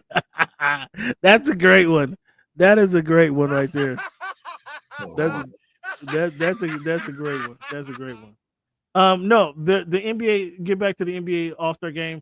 They're doing everything they're doing to prevent going NBA versus the world because they don't want it to. LeBron made the call. They don't want to be that competitive. However, there's still going to be some competition there because they're going to divide those who get named to the All-Star Game. They're going to divide that up, and it's the third. So it's going to be 3 teams divided. The 15 guys that get named to the All-Star Game is going to make up 3 teams. Then they're going to bring in the 4th team is going to be the rookie, the winner of the rookie sophomore game, Rising Stars, whatever. And so they're going to come in there and compete. That little group is going to force some competition because none of these veterans want to get beat by the young guys. So that's going to force some competition. So we will get at least one competitive matchup in this little 4-game tournament, 3-game tournament that they have. We will get at least one game because the veterans aren't going to want to lose to the young guys. That will be at least competitive. And lo and behold, the young guys win the 1 game and then move on to the finals. Oh my goodness. I think the sky might fall down in New York. The sky might fall in New York. They're going to be like, what did we do? We let the young rookie sophomore squad compete with the NBA All-Star. They're going to scrap that immediately. They might call in between games and scrap that matchup and be like, no, let's just pick a team. Go back to the team picking the roster. They might scrap that. I think that's going to be good for the NBA. This whole excuse you're giving me, the guys, cut it out, man. The guys they're getting a show up fee. They show up to the XM party. They show up to the Nike party. Shake hands, kiss babies, have a drink or two. Man, going back to their 5-star hotel to their suite, okay, and then sleeping another 12 hours. Get your ass up and go play basketball. I'm not buying that excuse. Get your ass up and go play. That's what I have to say. That's just Cleveland's like, yeah, whatever. Zach Edey, are you impressed with Zach Edey or not impressed with Zach Edey? Because you guys mean Hassan just laughs at Zach Edey. He doesn't think he can make it last long in the league. I'll be honest with you, Cameron. Haven't been really following his progress to this point. I assume he's 7-4 and kind of contributing here and there, 10-10, something like that, 10-8. Yeah, I mean, don't get me wrong. He is a role player. he is not the star of that team. You see Jaw coming back. You see Jaw's move when he came back. Like you was giving me crap about this little guy, 6'2", 174, can't do all of these moves in the air. Did you see his first play coming back? Not first play, but did you see? You saw him gliding through the air in the first game back into action. Cameron, it's November the 27th. I haven't watched too much. I watched a little bit. I watched some SportsCenter highlights. we are still fully engrossed in football season, and basketball kind of takes a second, back seat. I watch a little bit. I don't make too much of it because it's only 25% of the way through the season. It's early. Oh boy, fans! I need a drink of water for this one, fans.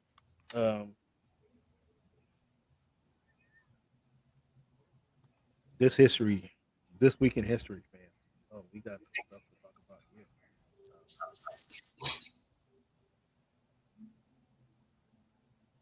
We got some stuff to talk about here. Fans, we started the show off with the numbers game at the beginning of the show. I like to end the show with a quote, kind of help motivate you guys and give you something to inspire you throughout the rest of the week, even though it's a holiday. But this week in history, I like to give you some history. Just pull out some nuggets of history of this thing that happened, whatever happened this week or close to this day back in the annals of time. So we're going to look at what we're going to look at today. Some of the things that happened in our American history. November 25th, Cleveland, 1899. 19-year-old Frank Embry was tortured, castrated, skinned, and lynched in front of a cheering crowd for a crime he did not commit.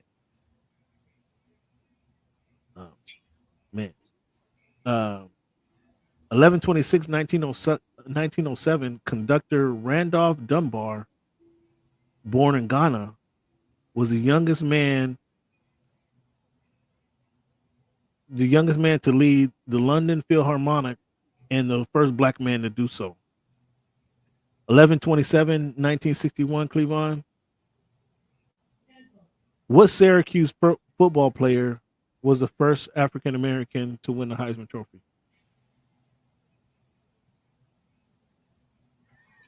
Mr. Davis. Ernie Davis, exactly right. Cleveland, 11/23, 1968. The United States FBI formed COINTELPRO, a counterintelligence program against Black American National program. End up killing John Huggins and Bunchy Carter. And this is 1968, Cleveland, who led the Black Panthers. The Tigon laws November 24th, 1965, ended the Tigon laws of the 18th century. Cleveland, this was the laws that said all African American women had to cover up their hair.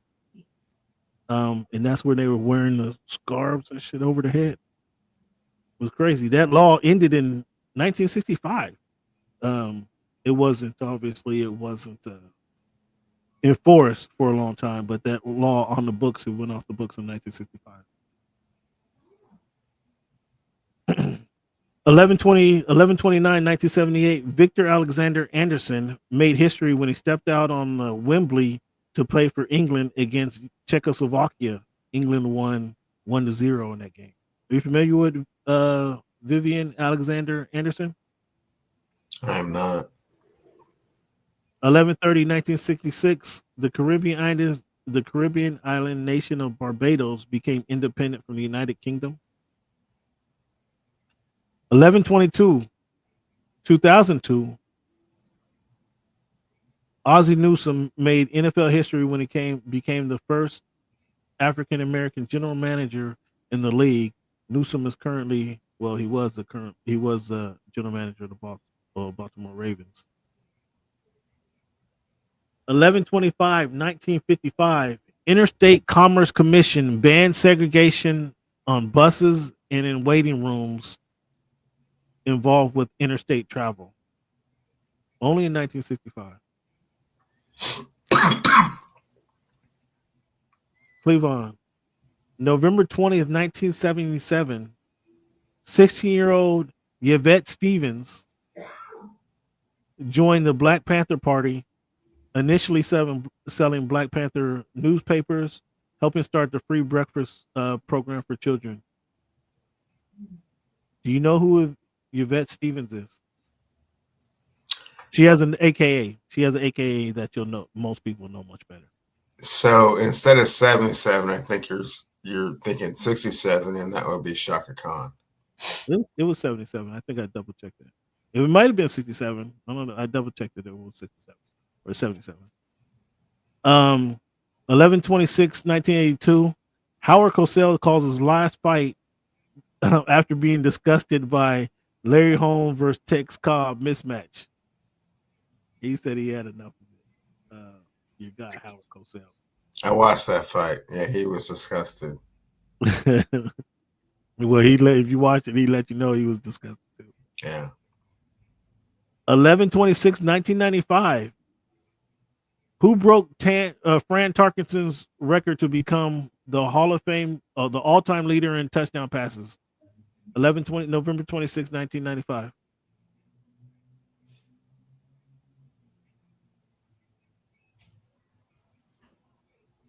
That was a trick question. Come on. Who's on? Dan Marino. Dan Marino. 11/27/1985. Cardinals Vince Coleman wins National League Rookie of the Year. 11/22 Cleveland 2024. Kendrick Lamar unexpectedly drops his GNX album to much fanfare. Days later, Cleveland, Drake files lawsuit against the record company claiming they're conspiring to keep his song suppressed. What do you think about Drake and his lawsuit?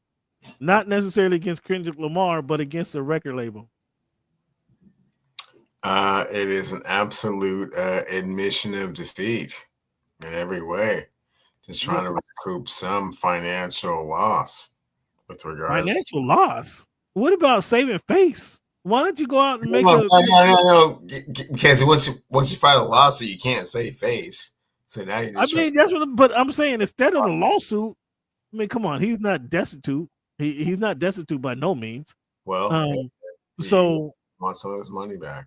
Why not go make another diss track or make a bomb album that people have to buy because the album is so good? Make the best album of your career. He talked to his people, and that was just not the correct way to go. Making an album, you rather go to a lawsuit? Yeah. Now when they play Not Like Us, you make that Not Like Us really true? Yeah. Like, come on, man. This is hip hop, man. This is hip hop. This is hip hop. You can't go with the lawsuit, bro. I mean, so that's like you get beat up at school, you go home and tell your parents, and then they bring the police to campus the next day. Come on, man.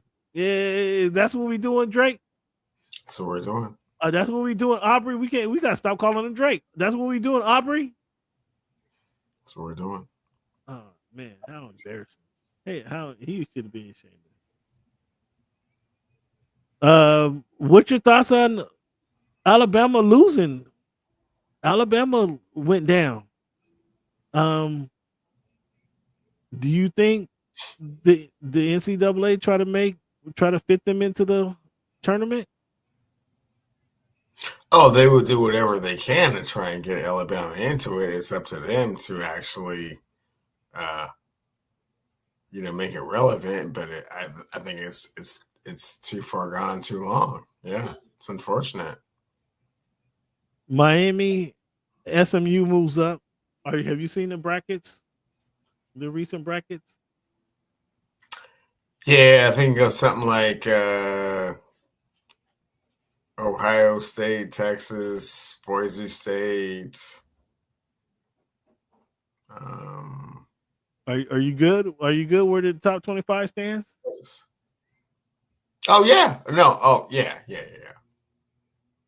I think what you're seeing is what the committee that kind of put this together wasn't really anticipating, and that with the NIL money and all of these transfer portals, that the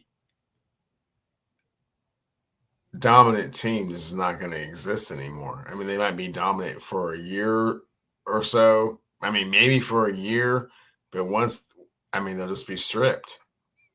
They'll lose their depth, and all the players that were supposed to be good and kind of waiting their time, they're going to transfer somewhere else, and you're always going to have this like 2-3 loss type of scenario. Do you give? I mean, Oregon's number 1, 11-0. Mm-hmm. Do you like that number 1, or what do you think about Oregon being number 1? Will they finish a year off number 1 before the tournament? For sure. They already beat Ohio State. I mean, the only other game, right, is to play Ohio State again, right, in the Big Ten championship. Yeah. So the Big Ten is a dominant. It looking like the Big Ten is a dominant conference, huh? The SEC cannibalizes itself, and the Big Ten has not recalibrated itself to the point that there's a whole bunch of dominant teams. There's only 4, or there's only 3, right? So it's Penn State, Ohio State, and Oregon. And you don't forget Indiana. They're in the Big Ten, aren't they? They are, but they got the snot piss kicked out of them by Ohio State. So, okay, they run the table. So what, that's 4 teams to get into the top 12? Like, eek. Right?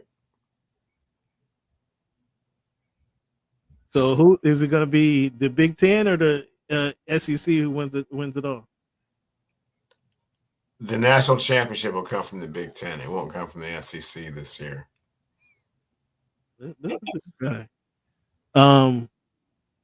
Colorado loses to Kansas. Were you surprised by that loss? Little bit, but not a whole lot. I mean, those guys had kind of overachieved. I mean, they were almost about to be like, ooh, like in the thing, and like they're not that good. So sorry. I like Shedeur. He's cool. I love Hunter. He's great. But so do you give Deion Hunter was left off of the Jim Thorpe Award finalist? Deion says he's going to give him his trophy. Do you agree with him saying that he shouldn't have been left off? It doesn't make any sense how he's on every other candidate finalist list, but not the Jim Thorpe Award. That doesn't make sense. He's got to be one of the top 5 defensive backs in the country. I mean, he clearly is the best, but I mean, to even like not be considered as one of the top 5 in the country is odd. Yeah, I'd agree with that. There's some weird. There's some backstory to that. Like, South Carolina ladies go down to UCLA. 43 game win streak snapped. Another team going to LA. Maybe LA is it's hard to say LA is affects the team, but UCLA, South Carolina goes there and gets smacked around. Maybe they were doing too much partying on Hollywood Boulevard. Yeah, so I'm not gonna put it on the college kids. I think they just got kind of like we're expecting to kind of mop those guys, and no, not so much. I mean, UCLA kind of. I mean, they were number 4, I think, before that game. They put it on them. They're highly ranked, but like you said, those guys had not lost in 43 straight games. So yeah, that was an upset, a legitimate upset. Or do we have is there your coach from UConn, Brooke gets the all-time wins record? Is he gonna win another championship? Why am I having a Gino? Yeah. Is he gonna win another national championship? He won one more. Any thoughts on Conor McGregor being dropped by the companies after his SA conviction? I literally thought the Irish whiskey proper number 12. I literally thought that was his. I didn't know he was just a spokesman. Oh yeah, I think he had some like a percentage in the company, but yeah, mostly just a pitch man. But no, that's par for the course. I mean, it's a cancel culture. So Well, I mean, he can run for the United States. One of the seats on Donald Trump's. He can be the president for. He can get one of those seats on Donald Trump's cabinet. Shohei wins the National League MVP. Is there any suspense there? Was there any shock there? No, because it was the unanimous winner. No one had a vote for anyone else other than Shohei. So yeah. I mean, did anybody else deserve a vote though? Truthfully.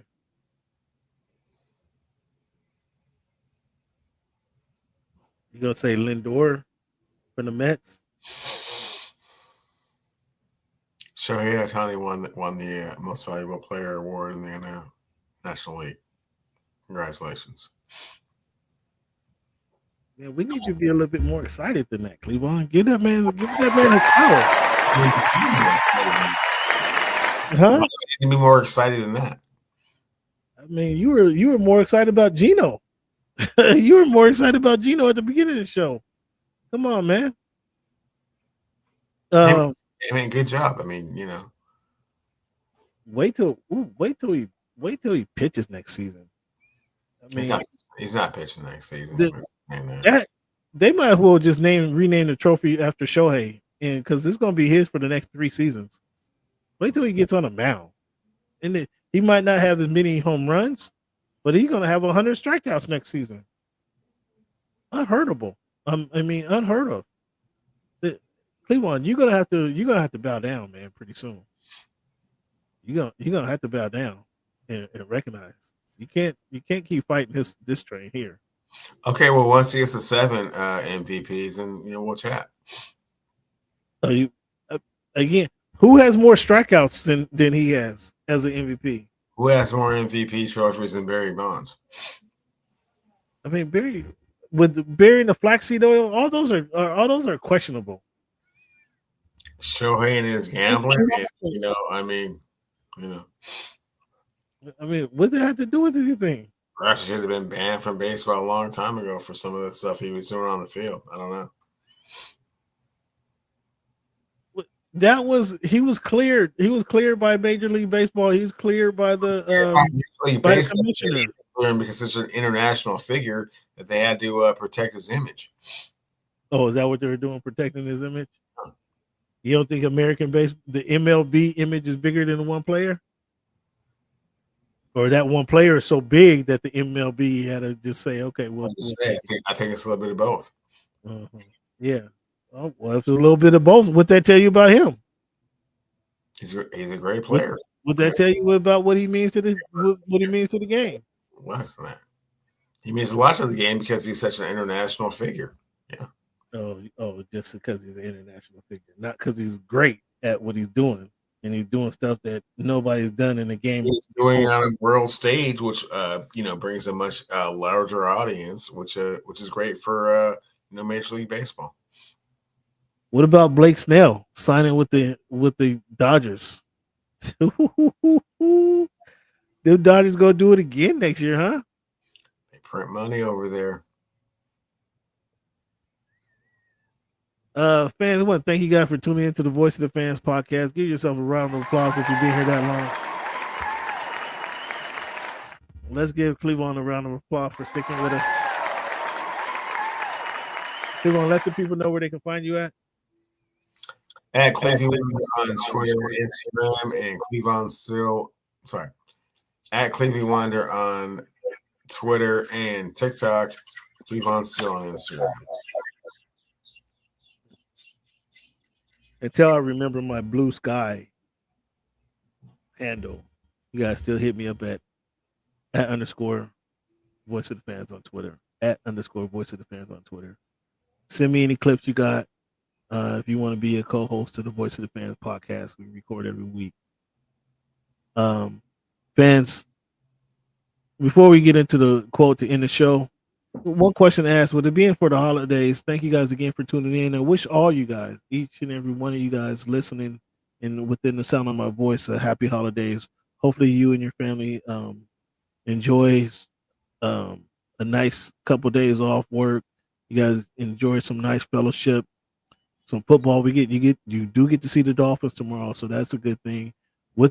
I think the Bears and the Lions is going to be quietly a good game. The Cowboys Giants game, that might be dinner time game right there. You can sit down and get some cool points by letting the football game roll, and then you go hang out with your aunts and uncles and spend time with your wifey if you need be, or if that's the case. But Cleveland, what is your favorite part of Thanksgiving dinner? Is it the sides? Is it the dressing or stuffing? Is it the desserts? What's your favorite portion of Thanksgiving dinner? My wife's macaroni and cheese. Oh, wife's mac and cheese. So she's getting down, huh? Yeah. Okay. So her greens are extraordinary, but no, it is macaroni and cheese. Yeah. So are you a dessert guy, or no? Did she do the pumpkin pie, pecan pie, sweet potato pie? Any of that?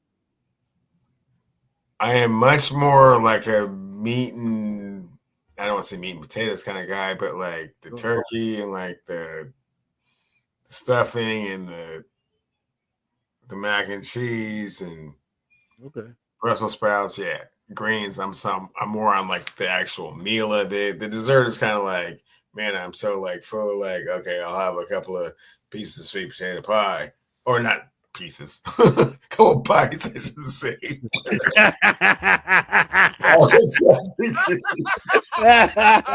Hey, the truth came out right there, fans. All wrong. Look, the sweet potato pie. I'm not a pumpkin pie fan, so if it's not sweet potato pie, then it's like, oh, okay. It's kind of like, if it's not sweet potato pie, then I don't really want the dessert. But if it is, then I'm a little bit critical of like sweet potato is good, but I mean, mom's pumpkin pie, or mom's peach cobbler was the thing. Peach cobbler, okay, is an absolute. That was the thing.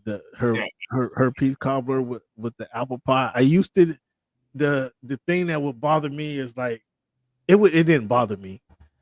I didn't think there was a need for like she would make the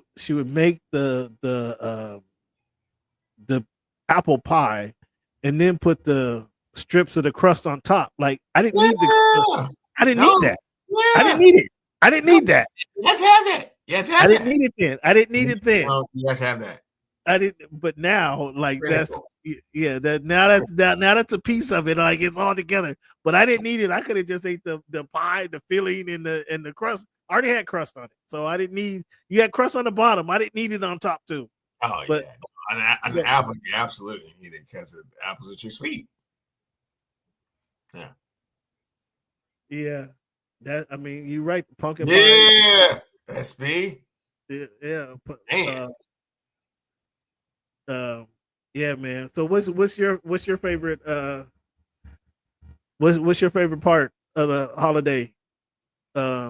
Obviously spending time with your fans, but Thanksgiving dinner, SB. But yeah, it's been. I mean, mom used to do the peach cobbler, like you said. It was a whole sweet potato pie, just to the self. Just make one over here. I'll put it in the freezer, and I'll take it out at night when nobody sees it, and just make sure I have a whole thing of whipped cream because the whipped cream is going on top. At night, do you heat the sweet potato pie up, or do you eat it cold? I think you got to heat it up. I think you got to heat it up, and then put the cold whipped cream on top of it. Like that sets it off. I think you got to heat it up. Do you heat your sweet potato pie up?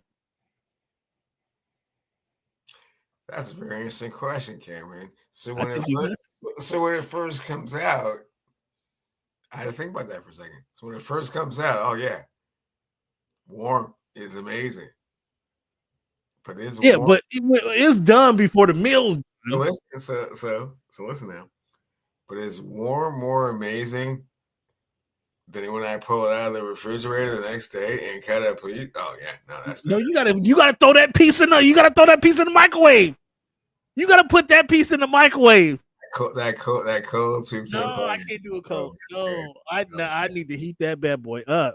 Oh wow. I need. Oh yeah, mashed potatoes on deck.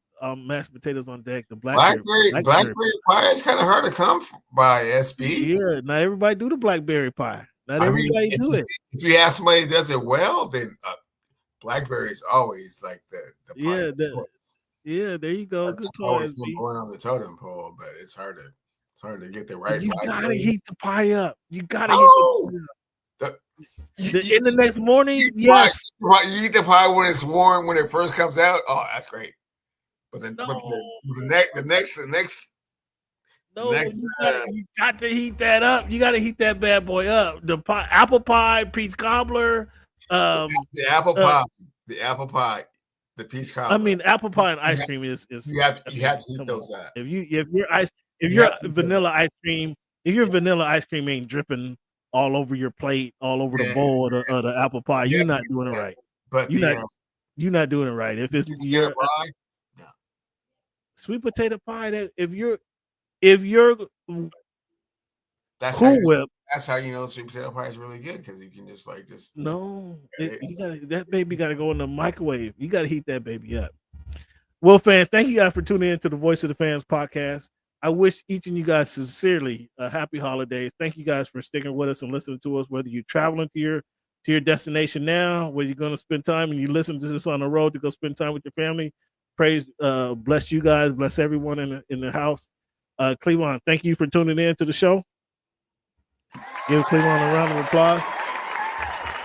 It's only a few more weeks in the year, fans. So get whatever you're trying to do in 2024. You got only a few more days left to get it done, because this time is ticking. This time is ticking, fans, and you never know when that clock is going to stop. So get it in. Make sure you guys give everybody a hug tomorrow. Show some love tomorrow, because, again, unfortunately, you never know when that clock stops ticking. So show all your love tomorrow. The quote I'm in the show with. This goes back to the teamwork that we was talking about, SB. Cleveland, this is going to go over Cleveland's head again, because this is talking about teamwork. I've never scored a goal in my life without getting a pass from someone else. Again, this is teamwork. This is teamwork. One more time for the people in the back. I've never scored a goal in my life without getting a pass from someone else. That's USA gold medalist Ambi Wambach. People, that's teamwork. You can't do it all by yourself. Joker can't do it by himself. LeBron can't do it by himself. AD can't do it by himself. It's soccer, Cameron. They need help. That's soccer. They need help. I wasn't a hooper. They need help. You never heard George Gervin say that. You never heard Steph Curry. You don't think Steph Curry need Draymond Green? You don't think Steph Curry need Klay Thompson? I bet Steph Curry said, I never scored a bucket without somebody helping me. No. Passing in the ball. Nope. Somebody had on the ball. You broke up right there. You broke up. Go ahead and repeat yourself, Cleveland. No, I don't believe that. Mm-mm. Yeah. See, I knew it. I knew it. Soccer player says that, and rightfully so, because it's soccer. That's teamwork. That's teamwork, fans. Show some love. Have a great weekend, fans. As always, thank you for making our voice your choice.